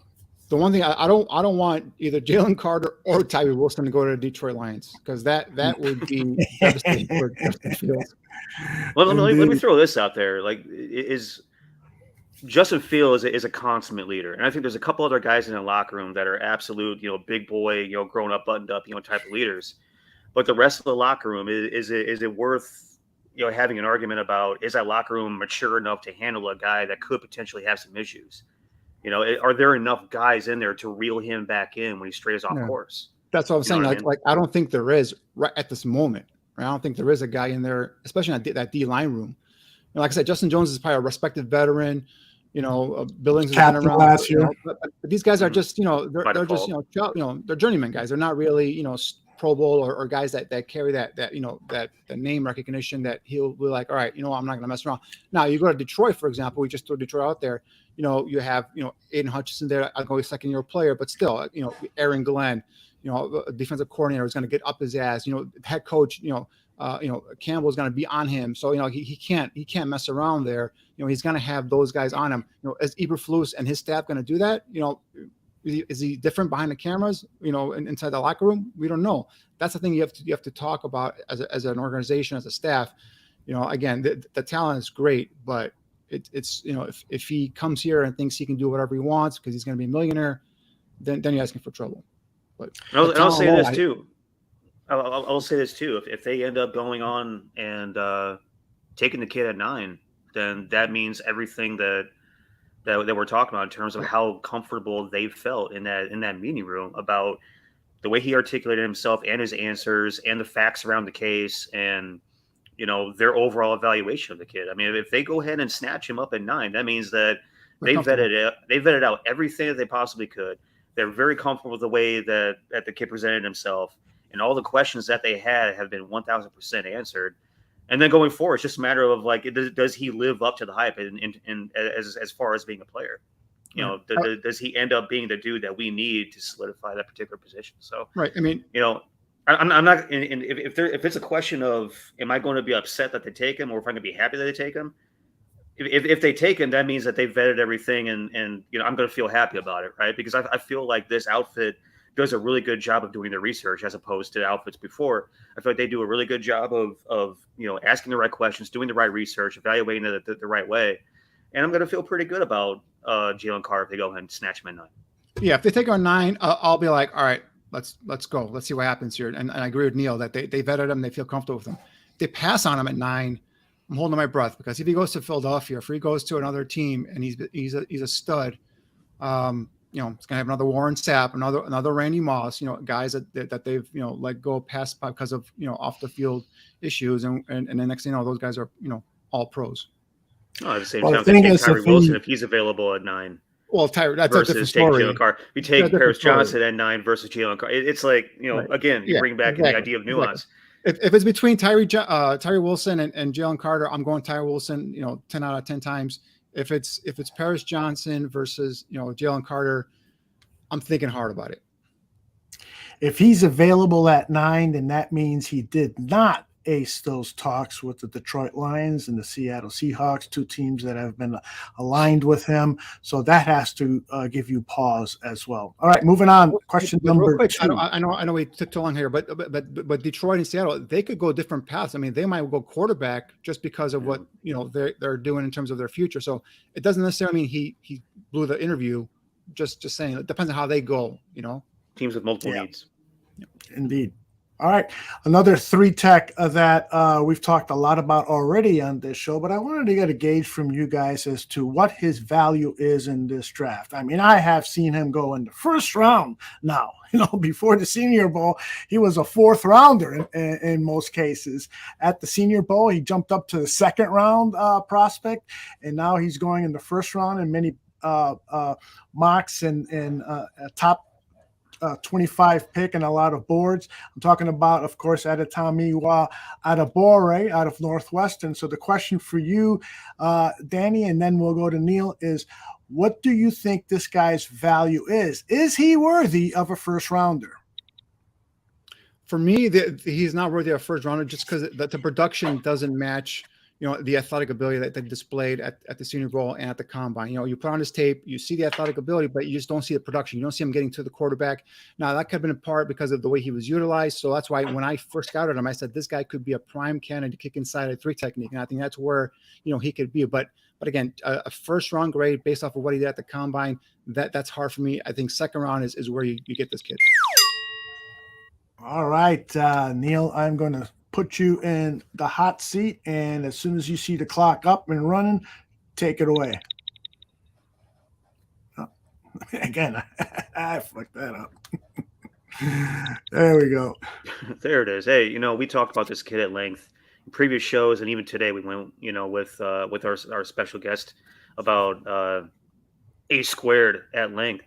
Thing about it is, like, he has the measurables to be a rock solid fit at the 3 technique for us. He's got the power, he's got the speed, he's got the athletic ability.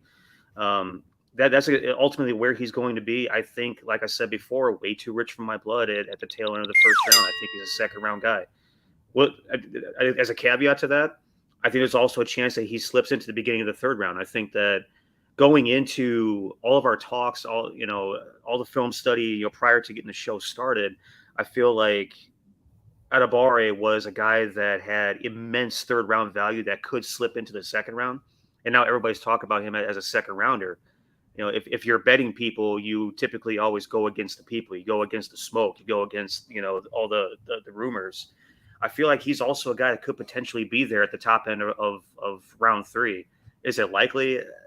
Maybe not, but I just kind of take everything with a grain of salt a little bit when I hear all these reports and all this smoke and all these flames about a kid like that didn't have the on-field production, that is a little bit undersized in terms of his size measurables, and he tore up the combine and all those different types of things, the testing and everything else. But just talking to some people that I know around the league, that they kind of felt the same way going into it.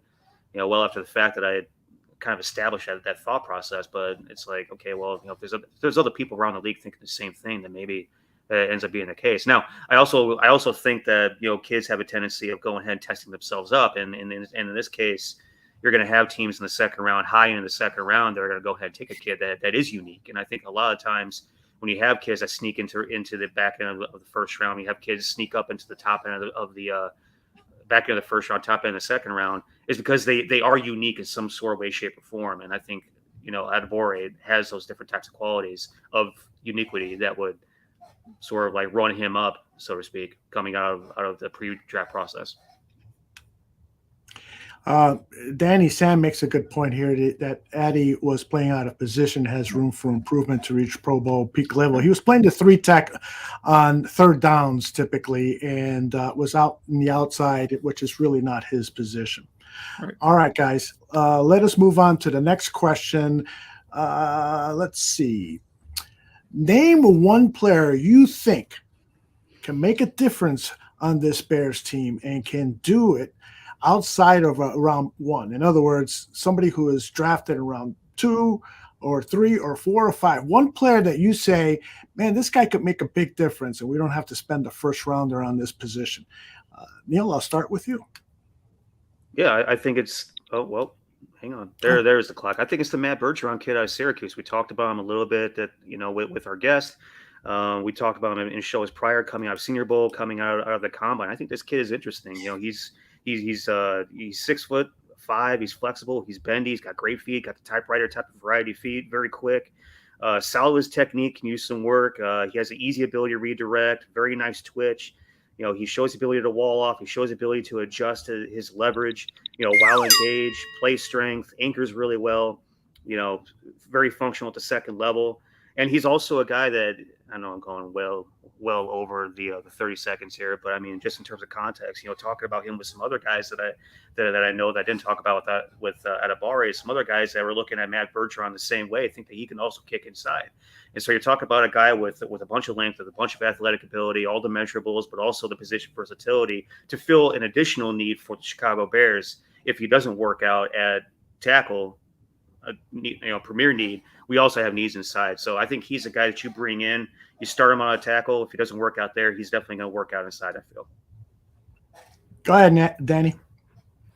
Start with my guy, or no? Tell me who your guy is. Well, the guy I would absolutely pound the table for is Tuli Tuipulotu from USC, but I think I've talked about him ad nauseum here, so I'm going to give you someone else. I'm going to give you Derek Hall, edge rusher from Auburn. I think this is a guy that you put on the games on Saturday, you see him kind of flash, and I really didn't start appreciating Derek Hall until it was a Senior Bowl where he was named the defensive practice player of the week. And when I started digging into his tape, you talk about a guy that just sacrifices his body. He's not a huge guy. He's one of these tweener guys. He's like 6'3", 254 pounds, but he's got 34-inch arms. He's a guy that can play on his feet in a 2-point stance. So go put his hand in the ground, be a defensive end, does a hell of a job in terms of a run defense. This is a guy that will sacrifice his body to be a good run defender, sets a hard edge. There are multiple times on tape at Auburn where he just takes on 2 blockers. All he does is just pile drives into the blockers to set that edge and funnel everything back inside to his big guy. So Derek Hall, and he has that first step quickness. I mean, his numbers at the combine were phenomenal. 4.55 40, 159 10-yard split, 35.5-inch vertical. So he's got that lower body explosion. He's not a guy that's got the twitch or the bend that I always sit out here and just say I want as an edge rusher. He's more of a guy that rather go through the blocker than go around the blocker. So he comes with physicality. He's a physical rusher, but again, first step quickness, gets off that line of scrimmage, and uses that one arm pull move that Nick Bosa does now. That obviously Reggie White made great. The late great Reggie White made famous back in the day. So I just love this guy, his physicality, and he fits that profile that Matt Eberflus wants. Long, lean, physical player. And I think this is a guy that if you get him a second round, he's going to be an edge player that you can, come in and put it right away and just, again, he's not going to be a 15, 20 sack guy. The guy's going to be at, good 9, 10, solid player on the outside. The only negative about him is his weight. It's 253. But again, he plays bigger than that, especially at the line of scrimmage when you watch him at Auburn. And for those who want to know my scouting report on him, our Patreon customers will be able to see my full scouting report on Derek Hall coming up here within the next week or so. The shameless plug. Well done too.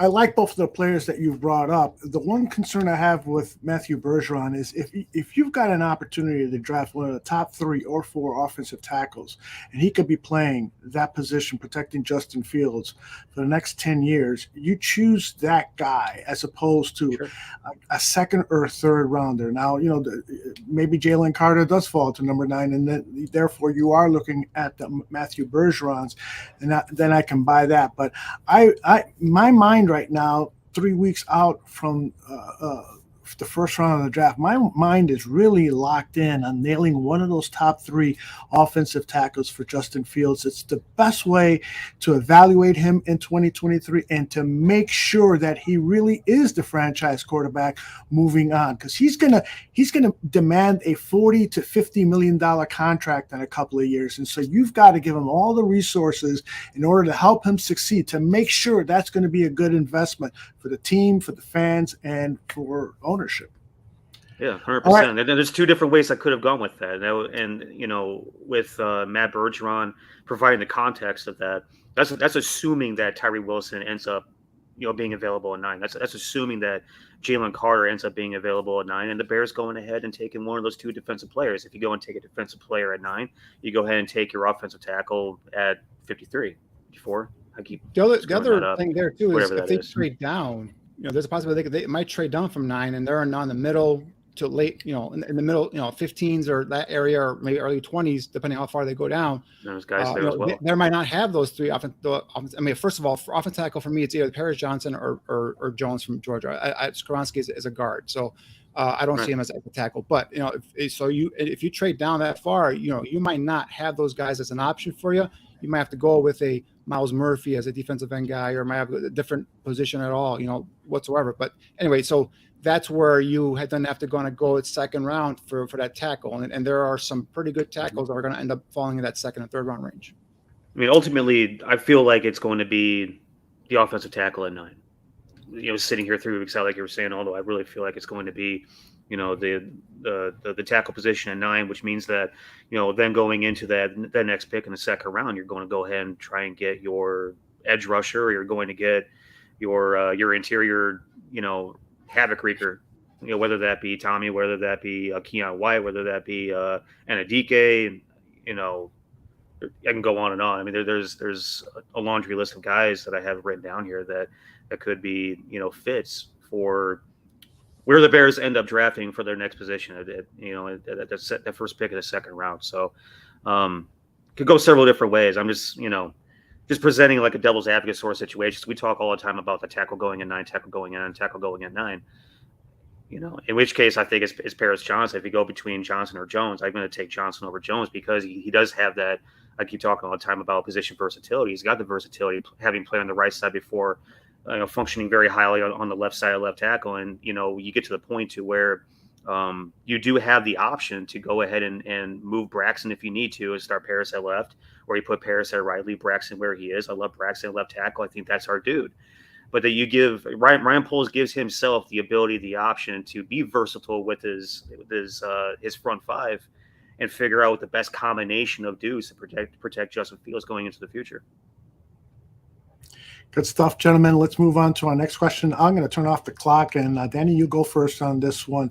The question I have for you, Danny, is there a player that you would immediately swear at Ryan Poles, say, "What are you doing, you idiot"? Give me one player and why you would get so disappointed in Ryan Poles if he drafted him in the first round? Bijan Robinson. I did not draft running backs in the first round. Plain and simple. I wouldn't have drafted Saquon Barkley in the first round. Plain and simple. I do draft Bijan Robinson at number 9 or whatever. I'll lose my. And if they draft a cornerback at number 9, I'm going to lose my shit as well. So you asked me for one player, I gave you 2. It's either Bijan Robinson or any corner. Pick a corner. If you pick a corner in the first round, this is a deep corner class. These are about 30 corners that I've got that could be starting caliber corners in this league. You don't draft a corner in the first round when you have needs on your offense and defensive line up front. So Bijan Robinson and any corner, I will lose my shit. And when we're doing this drafting live, if that happens, you guys turn in for a show. I love it. All right, Neil, what do you got to say? On that note, I hope that it ends up being a corner because I want to see Danny. I knew you were saying I think that would be great entertainment. I think it would really help with the ratings. But no, I mean, if Danny's going to go that route, how about any player outside the 3 or 4 that we've been talking about at position 9, since like a month ago? How about that? Mm-hmm. If we were just going to go ahead and, blanket answer the question, that's exactly where I'm at. Because if it fits anything outside of Jalen Carter or Tyree Wilson or Paris Johnson or Broderick Jones, I might be like, what the hell are we doing? Especially if it ends up being, no slight against the kid or the program or anything else, but if it's Skoronski, I'm going to sit here like, what the hell are we doing? Because we already know how this is going to end up. I don't think the kid has a shot in hell of playing tackle at the next level. And, everybody can say whatever they want to say about how the kid, tries hard and the arm length may not matter. In that case, he would be an anomaly, right? Mm-hmm. Mm-hmm. They're in a position where they need to get a guy, not, we could try him at this position, but ultimately if it doesn't work out, we can still slot him here. No, we need a freaking guy. And so that would kind of chat my ass a little bit, but ultimately if it's not one of those like 3 or 4 guys that we've been talking about at pick number 9, and I'm going to be kind of like wondering what the hell we're doing. Good stuff, fellas. I asked the chat room who they would hate to see at 9 for the Bears. I got one response, and it is from the ever clever Cliff Victoria saying, that was way too easy of an answer. I would have said that. It's just way too easy of an answer. Absolutely. J2K says Bijan and Jackson Smith. And boy, oh boy, the love for this guy, JSN, is just off the charts. I think that 30% of the social media Bears fans out there would love to see this guy or Bijan, maybe up to 45, 50% with those, either one of those guys in round 1. I don't understand why they have such an aversion to picking a trench player in the first round. They want these flashy guys. That's not the way to build a football team. I don't care who your receivers are. I don't care who your running backs are. If your offensive defensive line suck, your team suck. You got to fix those. You got to fix those. It's plain and simple. It's time to invest on those 2 lines, and you got to do that. And if you're Ryan Poles, hopefully, like I said, when this offseason started, I said I got a big microscope and Ryan Poles underneath it, and I'm watching everything he does because this is his offseason. This is him building this team his way, and man, I just don't see them doing especially with Jackson Smith and Jigma. I know people like the connection with Ohio State and all that stuff, and I've seen him being compared to Justin Jefferson. I mean, Justin Jefferson at LSU was a much better receiver than Jackson Smith and Jigba, and he was playing with Jamar Chase, and he was still making plays on the football field. So again, I don't see that. Good player, I'm not saying he's a bad player or anything like that. I just when your offense and defensive line have holes in them and you be repaired, you do those first. 100%. And and Cliff says he's playing devil's advocate here. He says, but both those players could be Pro Bowlers. You can't draft every Pro Bowler. The key thing is let those guys be Pro Bowlers elsewhere. Make sure you draft your own Pro Bowler, particularly at a position of need. And there are, Correct. I wish I had the data in front of me, but I've seen a lot of Pro Bowlers at wide receiver and running back who were not first round draft picks. Who, in fact, many of them paid 3. Just put it this way, Cliff. I mean, yeah, Jackson Smith and Jigma could be a Pro Bowler. I'm not denying it. Even Bijan Robinson, I like Bijan. He's my top-ranked running back. I'm not saying he's a slouch, but who are you going to bench? 3 receiver. You got Darnell Mooney, you got DJ Moore, and you got Claypool. I know Claypool hasn't done anything, but you give up a high second-round pick for him. He's going to give him a chance to play. So I mean, you're not going to be out there in 4 receiver sets all the time, right? So it's like you got to spend a high pick on a guy that may see 50% of the snaps or something like that. And again, he's not a high caliber player like Jamar Chase or Justin Jefferson or some of these receivers that we've seen come out these last couple of years. So again, I just don't see it. Especially, if you had like a team like the Eagles, for example, number 10, where you have a pretty good solid base, you have pretty good. You've lost some players here and there on your offensive defensive lines, and you have to recoup those. If you go get a Bijan Robinson, you just lost Miles Sanders. I can see them doing that, but they won't even do that because the Eagles will not draft a running back or a linebacker in the first round. That's one of the reasons why they're always competitive, because they have good offensive defensive lines. Indeed. Good stuff, gentlemen. All right, the last question, and Neil, I'd like to start with you.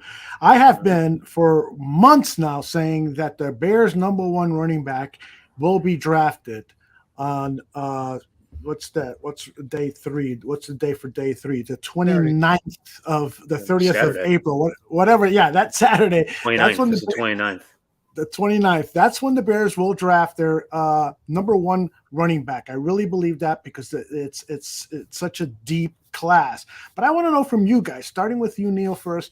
What's your plan for the running back position with the Chicago Bears? We know that we've got Khalil Herbert.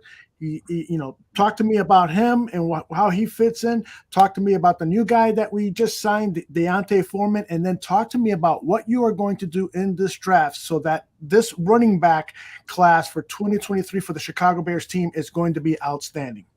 Take it away, brother. I think Herbert has a lot of potential in this offense. I think that we saw a little bit of that potential last year as sort of change of pace guy behind, David Montgomery. He's got a lot of speed and some playmaking ability. The thing that I did not like about him, the same thing I did not like in college, was his ability to, pick up the blitz and function on third down. But those are all things that, again, as long as he's got the willingness, he's got the toughness to be able to do it. Those are learned, traits. So those are learned skills. The Deontay Foreman kid, once Carolina traded away, their superstar, this kid showed up and showed out and made a little bit of a name for himself, kind of put his name on the map a little bit. And I think it's interesting to see what he could then provide this offense. And we got 2 other guys that, one we drafted, Treston Ebner, who is, he's maybe a third down guy, pass blocker. He's a special teams guy. He's a kid that could develop into something, but we don't know what we have with him yet necessarily. And the Travis Homer kid is kind of the same way. So we have 4 in the room right now. Having 5 guys in the room is a little bit tight. There's not a whole lot of air, not a whole lot of oxygen to go around in that room. But at the same time, I feel like I don't think Herbert is your full-time number 1 option. I don't think Deontay Foreman is your full-time number 1 option. And his other 2 kids, like I said, there's question marks. And so I think you're right, Aldo, in the sense that we're going to go into day 3 of this draft, and we're going to probably go ahead and pick a tailback, potentially a guy that maybe could develop into the franchise tailback for as long as the Bears decide they want to go ahead and value him. We all know that this franchise hasn't exactly done a great job of appreciating their tailbacks in the past.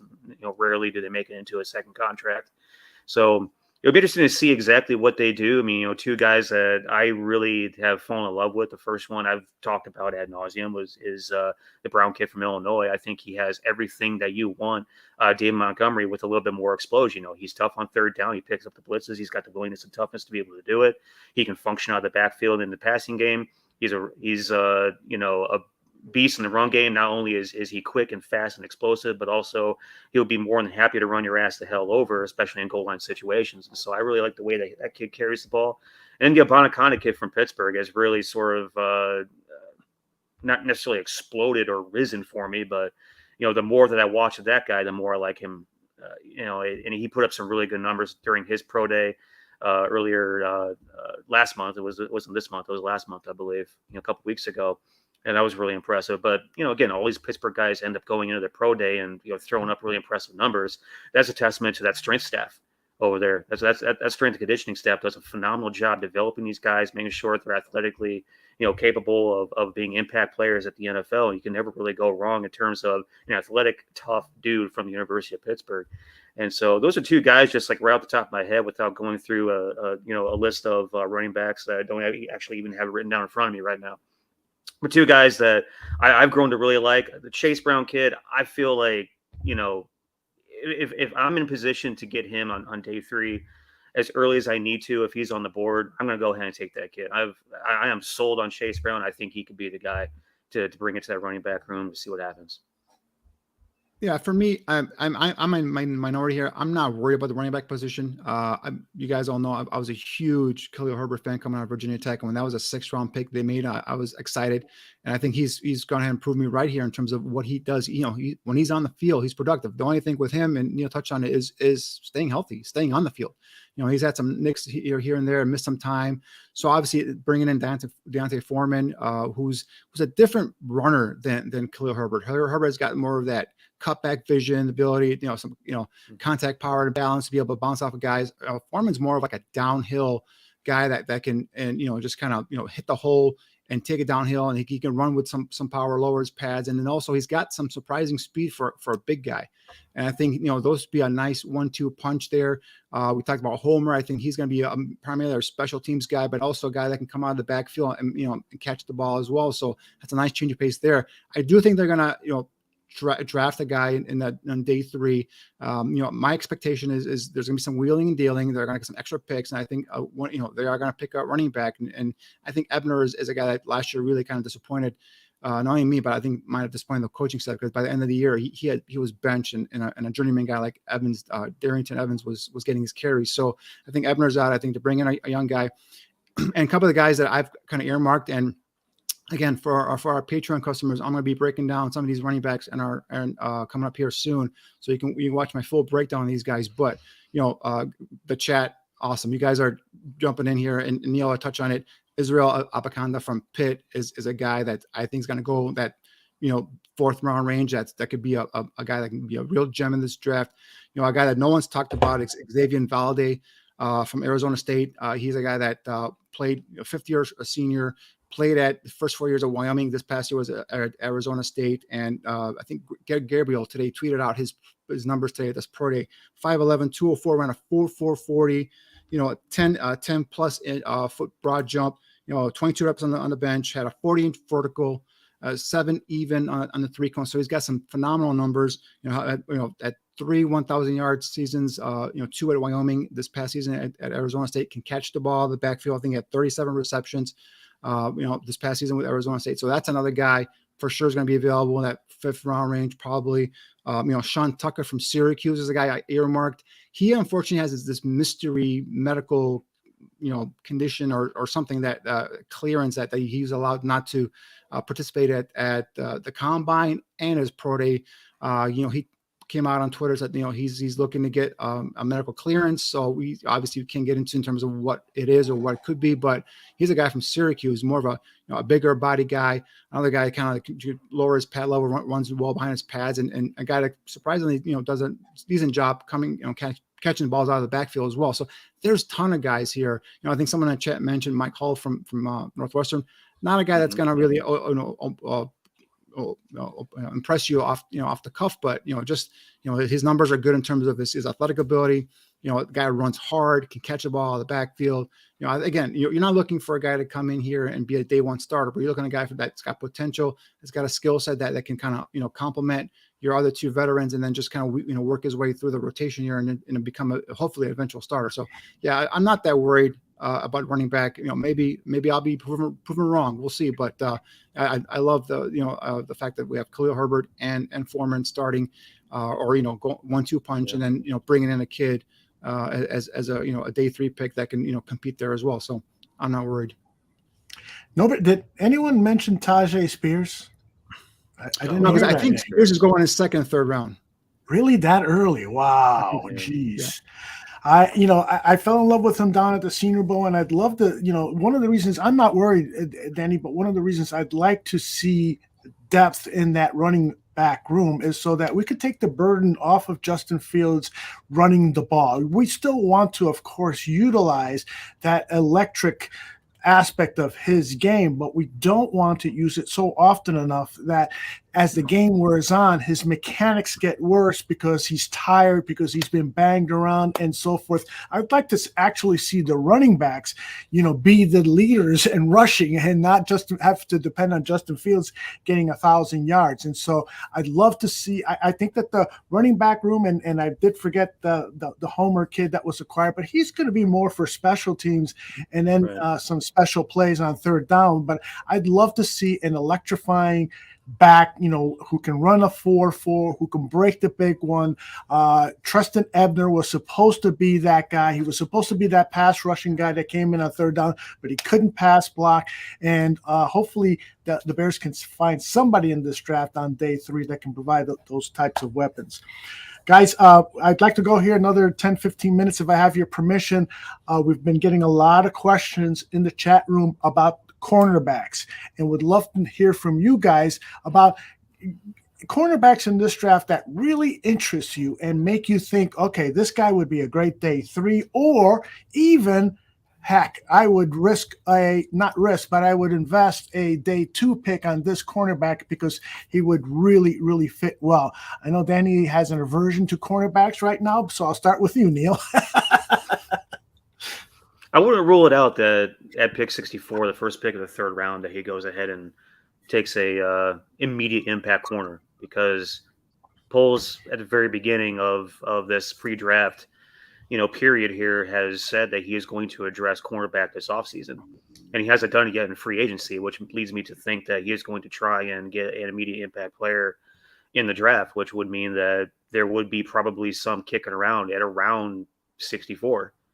First pick of the 3rd round. I think one of our previous guests said they felt that the run on corners was going to, there's going to be a couple taken in the 1st round, but probably late 2 going into 3 is that money area where you can go ahead and find yourself a nice, athletic, twitchy, long, explosive, corner to come in and start immediately.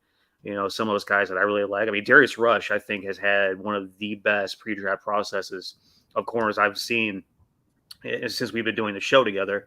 Love that kid. We saw during the Senior Bowl how he was pretty much running the routes for the receivers. That shows that kid has incredible field awareness. He has an incredible ability to read the receiver and to break on the balls, the twitch, the quickness, and he followed that up when he tested out off the charts at the combine in Indy. Julius Brents is another one that I think is really long and explosive and very intriguing. And then another guy that isn't really that big or long or anything like that is a Clark Phillips kid from Utah, who has arguably the best twitch of any kid, and the suddenness, the ability to break on a ball of any kid in this draft. He was really impressive running those drills. I know they're drills or underwear, they're Olympics, they're not actually football, but the kid's really intriguing. And he's a guy that probably would be around at 64 if Poles decides to go ahead and pull a trigger on a corner that could come in immediately. Is he going to do that? I don't know, but I wouldn't. I'm only saying I would not rule out the possibility of that happening, given the kind of comments that he has made about the cornerback position, it being a premier position, one that he wants to address. And I think if you're going to address premier positions, you do it at a time when you can get a guy that is highly talented and can come in and be an immediate impact guy.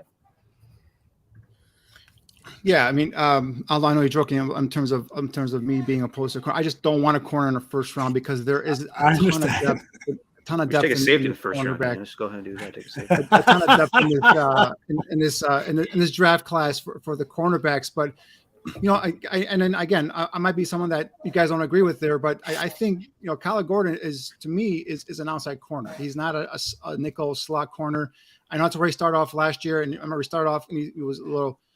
Getting picked on, and I think he was a little bit out of place. And I think once injuries happened, I think they kind of moved him back and forth. But I think when he was outside, I think you saw his play kind of pick up. So for me, Kyler Gordon is your outside corner. I think Jalen Jones, the rookie from last year, I think he came in and filled in admirably. So the corner is a need, but it's more for me is a nickel corner, and that's what I'm looking for. And then the 2 guys that I've kind of earmarked here. One of them, Niel touched on with Darius Rush. I mean, that kid just opened up eyes down on Mobile, and I think just the fact that what he did in those practices, he was running routes for the receivers. Okay, I mean these are receivers he just met. It's not like he practiced these guys every day and he kind of knew the offense. And he was running routes for his receivers. And then once it goes to the combine, first of all, he's 6'2", 198 pounds. He's got 33+ inch arm length.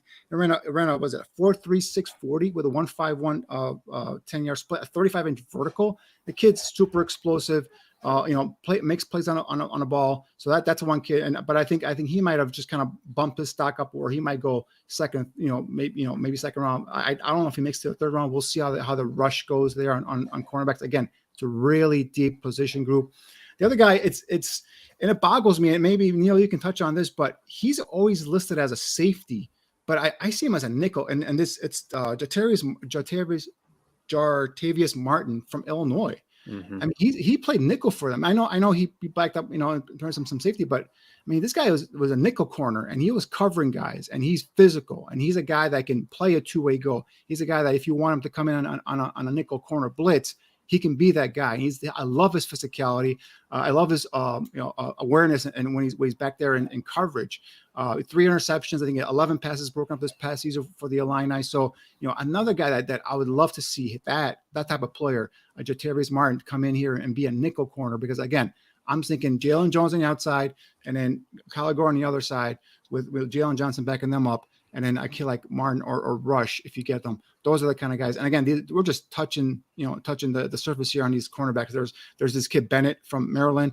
I know Banks gets a lot of the pub there, but Jacorian Bennett from Maryland is another guy that could be a nice fit in the scheme here as well. So a ton of potential here with the cornerbacks. And even if you wait until 4th round, I think you can get a guy that can come in and help you out right away. So again, really deep position group. Do not touch it until your offense defensive lines are fixed, and then you go on and look at the corners. 100%. The Jacorian Bennett kid, he was picked as the DB MVP by his peers down in Mobile, so he clearly did a lot of things right and earned a lot of respect if he didn't have it already down in Mobile by being named DB MVP by those guys. But also the kid from Illinois, that could just be something as simple as semantics and terminology. If you go inside whatever it is that they call that particular position on their depth chart at Illinois, it could very well be a nickel safety. It could be in a safety's room, going into game week. So that could be the reason why so many people have him as safety. So many, But I believe the NFL also at the combine listed him as safety, or is it a corner? Let me check that real quick. But you can go. No, I think you're right, because I initially had him when I was first going through all this like massive list of guys. I initially had him on my safety sheet, and then I had to cross him out and switch him over to corner, and that's exactly what he is. But what I'm saying is that, like, let's say Jim Nagy's he's doing his selections and everything else, and he knows that he's in the safeties room at Illinois. He might just go ahead and bring him out, into the Senior Bowl process as a safety, knowing that that's where he played at Illinois. That's where all these scouts have him on their sheets as a position that he had played at the college position at the college level, knowing far too well that he's going to naturally progress into being a nickel corner. Yeah, and then the thing is, like, even at the combine, they list him as safety. But yeah, but the guy I was kind of pounding the table for agency was Chauncey Gardner-Johnson, and you can kind of see this kid Martin playing that similar kind of role, being a guy that can play back there in a safety if needed. It's a third safety if you want. Come up and cover it in the nickel as well. And again, just the physicality he brings at the line of scrimmage for a guy that size. I just love the way he plays, and I think even the whole Illini defensive backfield with Sidney Brown and of course Witherspoon and this kid Martin. I mean, they were just physical, ball hawks guys that make plays on the football. And I just love watching them play week in and week out. And I just, this is one kid that I just kind of earmarked when I saw him. Like, this could be a nice nickel corner for the Bears in their scheme. Yeah, Jartavius Martin, 5'11", 193, 31 and a half arms. So yeah, interesting player for sure. Can't get enough of the Illinois guys coming out of this class. They're all great players. I would love to have Sidney Brown. Somebody had mentioned Sidney Brown in there. Would love to have Sidney Brown. Take him in a heartbeat. Yeah. Package them together. At Pick 103, can we do a package deal? Let's do it. Bring in the Brown brothers. Yeah, I mean that would fill. The only thing is like you don't even need a safety, but I mean that would fill the running back and then the DB position. But yeah, I mean Sidney Brown, instinctive, hard nosed guy. I love his run. Man, he can cover too. Yeah, and that's the one thing I think he was kind of pigeonholed as just like a like a box safety, if you will. But man, he was back there in the Senior Bowl that he was able to go back there and play some coverage as well. So yeah, Sidney Brown, big fan of him as well. Absolutely.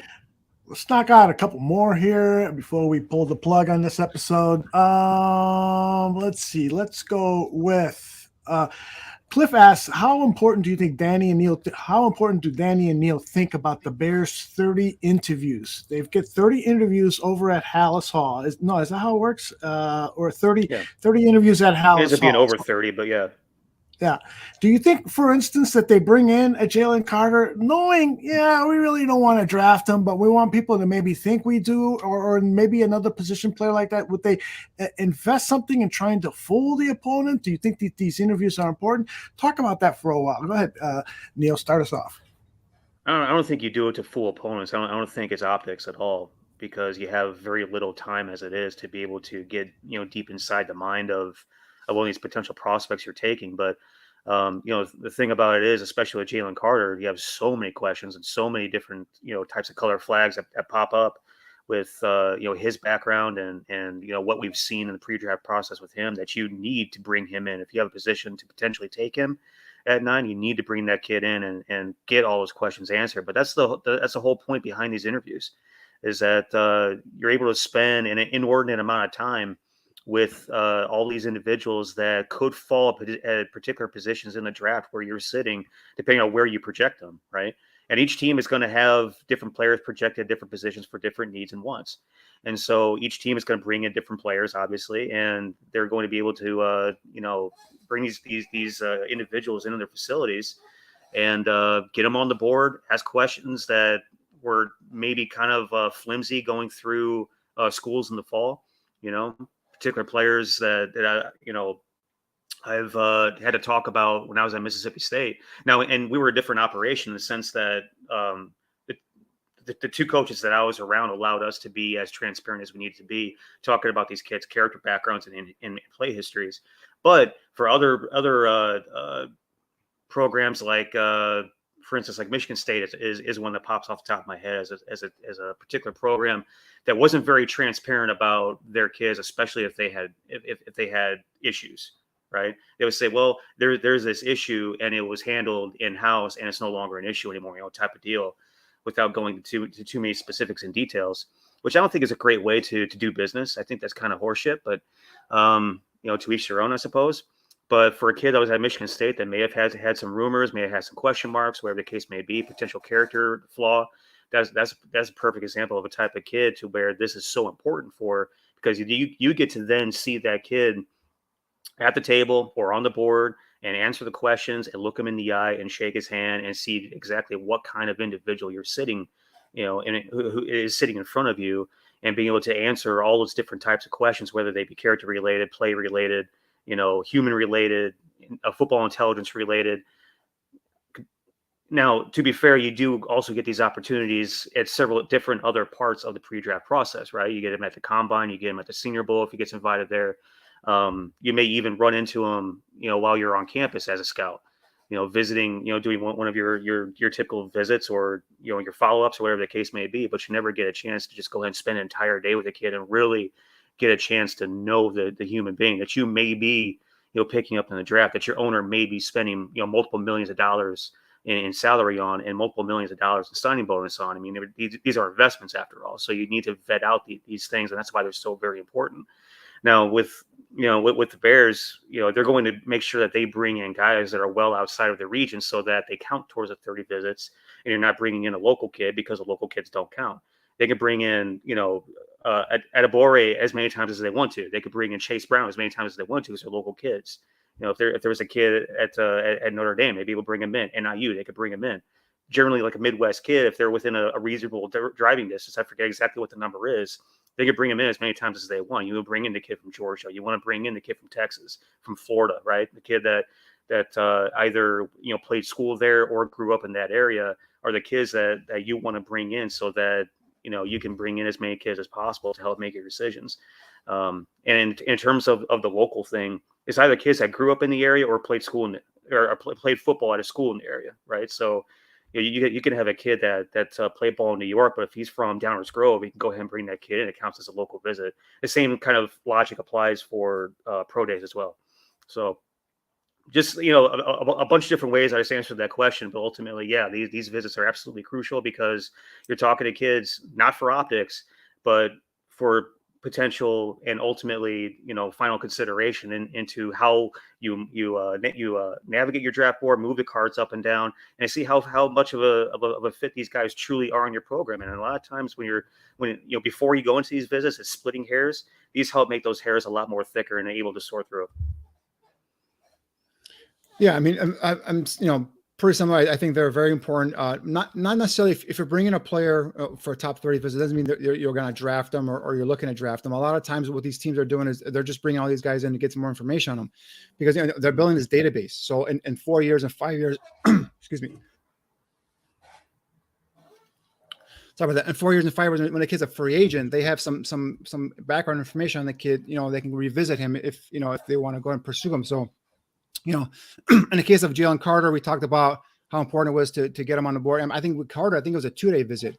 They had breakfast with him and then they had lunch and dinner and all that stuff. So they want to see, how does he present himself at dinner? Is he on time? And, stuff like that is what these teams look at, and then, they break that stuff down on the board as well. They'll play back, moments on his film and say, all right, look like you're loafing here. Why are you loafing here? Maybe there's an injury that no one knows about, stuff like that. So those are important. And then there's players that they bring in, like, saying where, they're not going to draft them. Like I saw, Darnell Wright was brought on tackle from Tennessee. I don't think he's a scheme fit, for the Bears, but maybe he's a guy that might blow their socks off and be like, all right, this guy might be a guy like in our culture, we need him here or something like that. Or maybe 5 years down the line when he's a free agent, they're going to go after him because they have that repertoire. He's familiar with them. Tremaine Edmonds, the linebacker from they just signed from the Bills. He was talking about how he was brought in here for a 30-day visit prior to the draft. Remember, that was him in the Roquan Smith draft, and how things had changed, how things are much better now at Hall Hawkins since it was remodeled and all that stuff. So yeah, there's different ways of doing it, different reasons for doing it. But yeah, I mean, like a lot of times they take advantage of the local kid stuff. Like Jaden Reed, the receiver from Michigan State, he's in for a visit, but he played high school football in Naperville. So he's a local kid. So it hasn't counted against the 30 visits. So you take advantage of all these little, rules and stuff like that. And you try and get to as much of these players as you can, because again, they're in your building, they're in your environment. You have them, to yourself. You ask them the questions, you build, again, that database, and you got to get to know the player. And so then again, whether you're going to draft them or whether you're going to go ahead and try and sign them in the future or whatnot, or trade for them, you have that background information. So yeah, for me, these 30 visits are very important. Guys, whoa, what happened to the picture there? Whoa. That was freaky. Frank just submitted a question here. Where'd it go? He says he wants to know about his favorite tight end, Strange. That's a kid from Penn State, right? I'm pretty sure that's a kid from Penn State. He likes him, late round guy, maybe a UDFA. Let me see if I can find his profile real quick. Brenton Strange caught 20 passes for 225 yards and 3 touchdowns in 2021. Last season, 2022. Do I have numbers for that? 32 catches for 362 yards and 5 touchdowns. Has anybody had a chance to take a look at Brenton Strange? I haven't broken down his tape yet, but he's going to get drafted. He's not a guy that's, I think he said something about a free agent now. He's going to get drafted. A big body, kind of one of those tight ends that you kind of flank out. Not a guy, not a wide, not an inline blocking tight end. More of these athletic types. I believe he had a great workout. They ran a 4.7 40, not super great, but 1.5 17-yard split with a 36-inch vertical. 7.253 cone. So he showed some athletic ability there. So yeah, I think he's going to get drafted. I haven't broken him down in terms of his tape, but just from, remember watching him on Saturdays, playing for Penn State. So, solid prospect, but for now, I think he's more of a day 3 guy than an undrafted free agent. Guys, one last question. Isaiah Foskey has been a topic of discussion in the chat, and I got to get your opinions. Niel and I are Notre Dame fans. We love Notre Dame, but I got to give you my honest opinion here. I don't see Foskey being worthy of a pick in round 1 or round 2, and he's definitely a round 3. Niel, I'll start with you. What do you think? I agree. I think he's a either round 3 or day 3 guy. He did a phenomenal job of being productive on the field for Notre Dame, set the sack record, all those different types of things. And I think You know, if you're doing the kind of work that takes a record away from somebody called Justin Tuck, then you're doing some serious damage. But I don't see Justin Tuck and Isaiah Foskey, and it pains me to say that. You know, I'm not sure that I see him as a fit for what the Bears do. I feel like maybe I'm just like being way too overcritical because I'm way too close to it, right? But there are times last year and the year before to where I felt like in situations where he should be winning the game, in fact, like taking the game over, he was non-existent. Sporadic. He was sporadic. Yeah. There you go. There's a good word. He was sporadic. That's a better word. Yes. You know, I mean, you know, he did a really good job of being clutch here and there, but I feel like in those situations you want, like for instance, like Montez Sweat is arguably one of the best edge rushers I've ever been around, if not the best. He's certainly, you know, top 5 nominee. There were times when he took games over, right, and against, you know, national championship caliber like type competition too. I can't remember. I can't pick the particular game off the top of my head. If I looked at my notes, I'd tell you right away. But you know, up by a score, team driving, makes 3 straight plays. Either 2 sacks and a TFL, or a TFL and 2 TFLs and a sack to basically end the game. You know, he came in as the Mariano Rivera, close the damn thing out. You know, I don't see Isaiah Foskey being that guy. Montez Sweat obviously was. That's why he went round 1. But you know, obviously different types of players too. But I'm just not sure he's a fit, man. Like I love the kid. You know, he did some great things at Notre Dame, but you know, when it comes down to it, you want guys that they're going to take over and you know, win games for you. And I think that he's going to be a nice player. He might have a solid career. I'm not sure he's going to be a Pro Bowl guy. I'm not sure he's going to be a big money guy, but you know, that's just like off the top of my head type thoughts.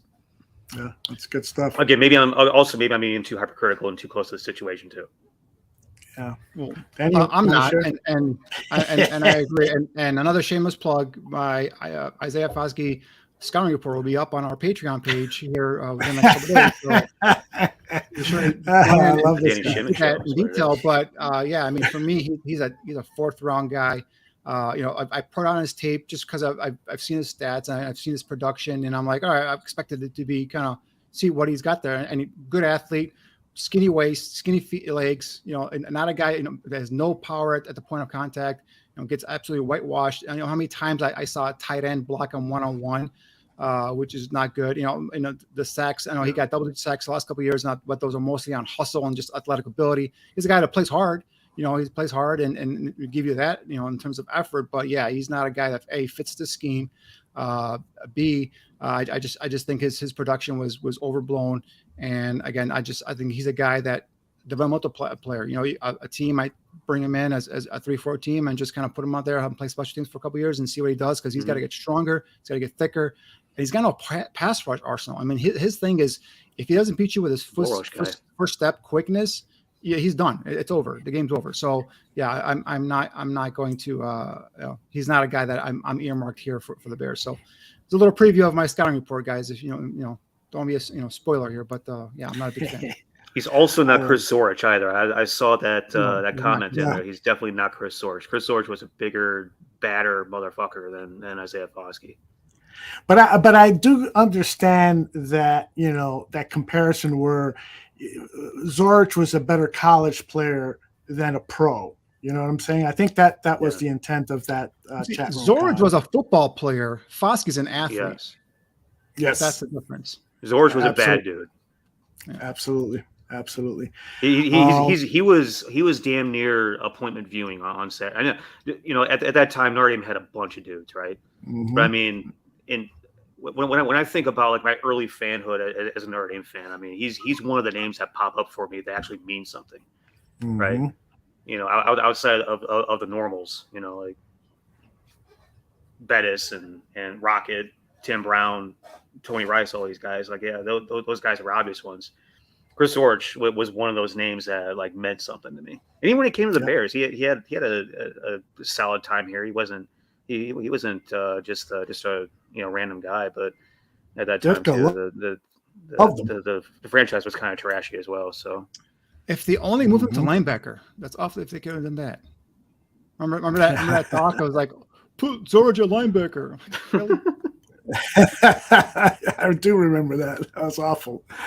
All right, that's going to do it for our show. I do want to tell everybody that next week actually this week was the week that we started with both the Gabriel Talks football show early in the week and now Draft on Tap later in the week. That's going to continue all the way up until draft week, when our coverage then multiplies. It blows up, and we'll have all sorts of graphics and commercials and stuff to let you know. But what you should know right now is that every Monday, Greg Gabriel is going to be here to give you some football talk, some draft talk, some scouting talk. One of the things he's going to do Monday is he's actually done research on if you're going to pick a wide receiver with the Bears' second pick in the second round, on average, who is available in terms of how many wide receivers have been chosen over the last 10 years, 13, 14, 15 receivers. So on your board, you would see the 15th best receiver is going to be available here. He's going to talk about that much better than I can.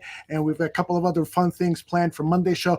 On this show next Thursday, the guys are going to bring in some mock drafts. We'll analyze your mock drafts, just 3 rounds. Give us the 4 players that you've drafted for the Bears in your 3 rounds.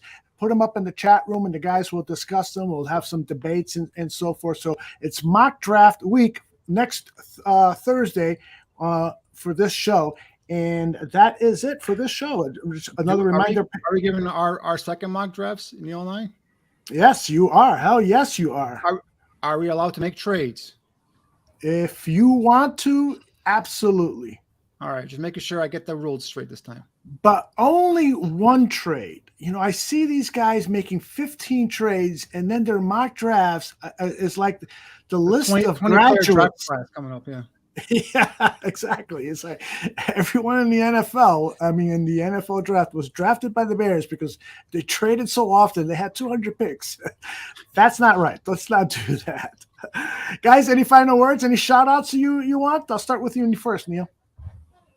No, nothing specific. Just, I love all the guys and gals and, that come into the chat and have great questions and great comments. I'm loving the little bit of nerdy nostalgia we had just a little bit ago. Brian Young, Todd Light, great guys. Keep them coming. But, I love you guys, coming in and talking ball and all these different types of things. And again, I say it all the time. It's the reason why we do this show. Just, like the thing, share the thing, subscribe to the thing, hit the bell on the thing, whatever the hell you got to do to stoke that algorithm, to just do all that stuff as always. And, see you next week, right? You got it. Just do that thing. Just do all those things, man. Just do the things. Oh man, I'm getting psyched. I'm getting pumped up here. 3 weeks from today, we're going to be doing a live show during the first round. We're going to be doing live shows all weekend. So this is the place to be for the Bears draft coverage, wall to wall. Like I said, we're going to have scouting reports up on that Patreon page. You guys can go and take a look at all these players that we're talking about here, and more to come. Right now I'm knee deep in running backs and going to break down some cornerbacks as well. So. Ton of players to go over, ton of needs for the Bears to fill, but it should not be a running back in the first round. That is for damn sure. Or a safety, or a corner, or a corner, or anything besides those 4 players that we've been talking about nonstop. Yeah. Anything outside of that is going to be a WTF. But if Tyree Wilson is the Bears' first round pick, I am going to be super excited. Ooh, man. You better have a champagne bottle on deck and pop that thing during the show. You better have like a 6-pack of Red Bull, just pop and just spray it all over the place. I love it. You guys are great as always. Thanks to JP Acosta for joining us for the first 45 minutes of the show. And again, if you've missed anything on the Bar Room, you can find it on our audio podcast or on our YouTube channel. And the best way to stay on top of things is to follow me on Twitter at Barroom Network, or to just subscribe here to our YouTube channel, and you'll get alerts on whatever device you use, letting you know that we are on our way with a live show. All right, for Niel, for Danny, and for JP, my name is Aldo Gandia. Take care. Bye-bye.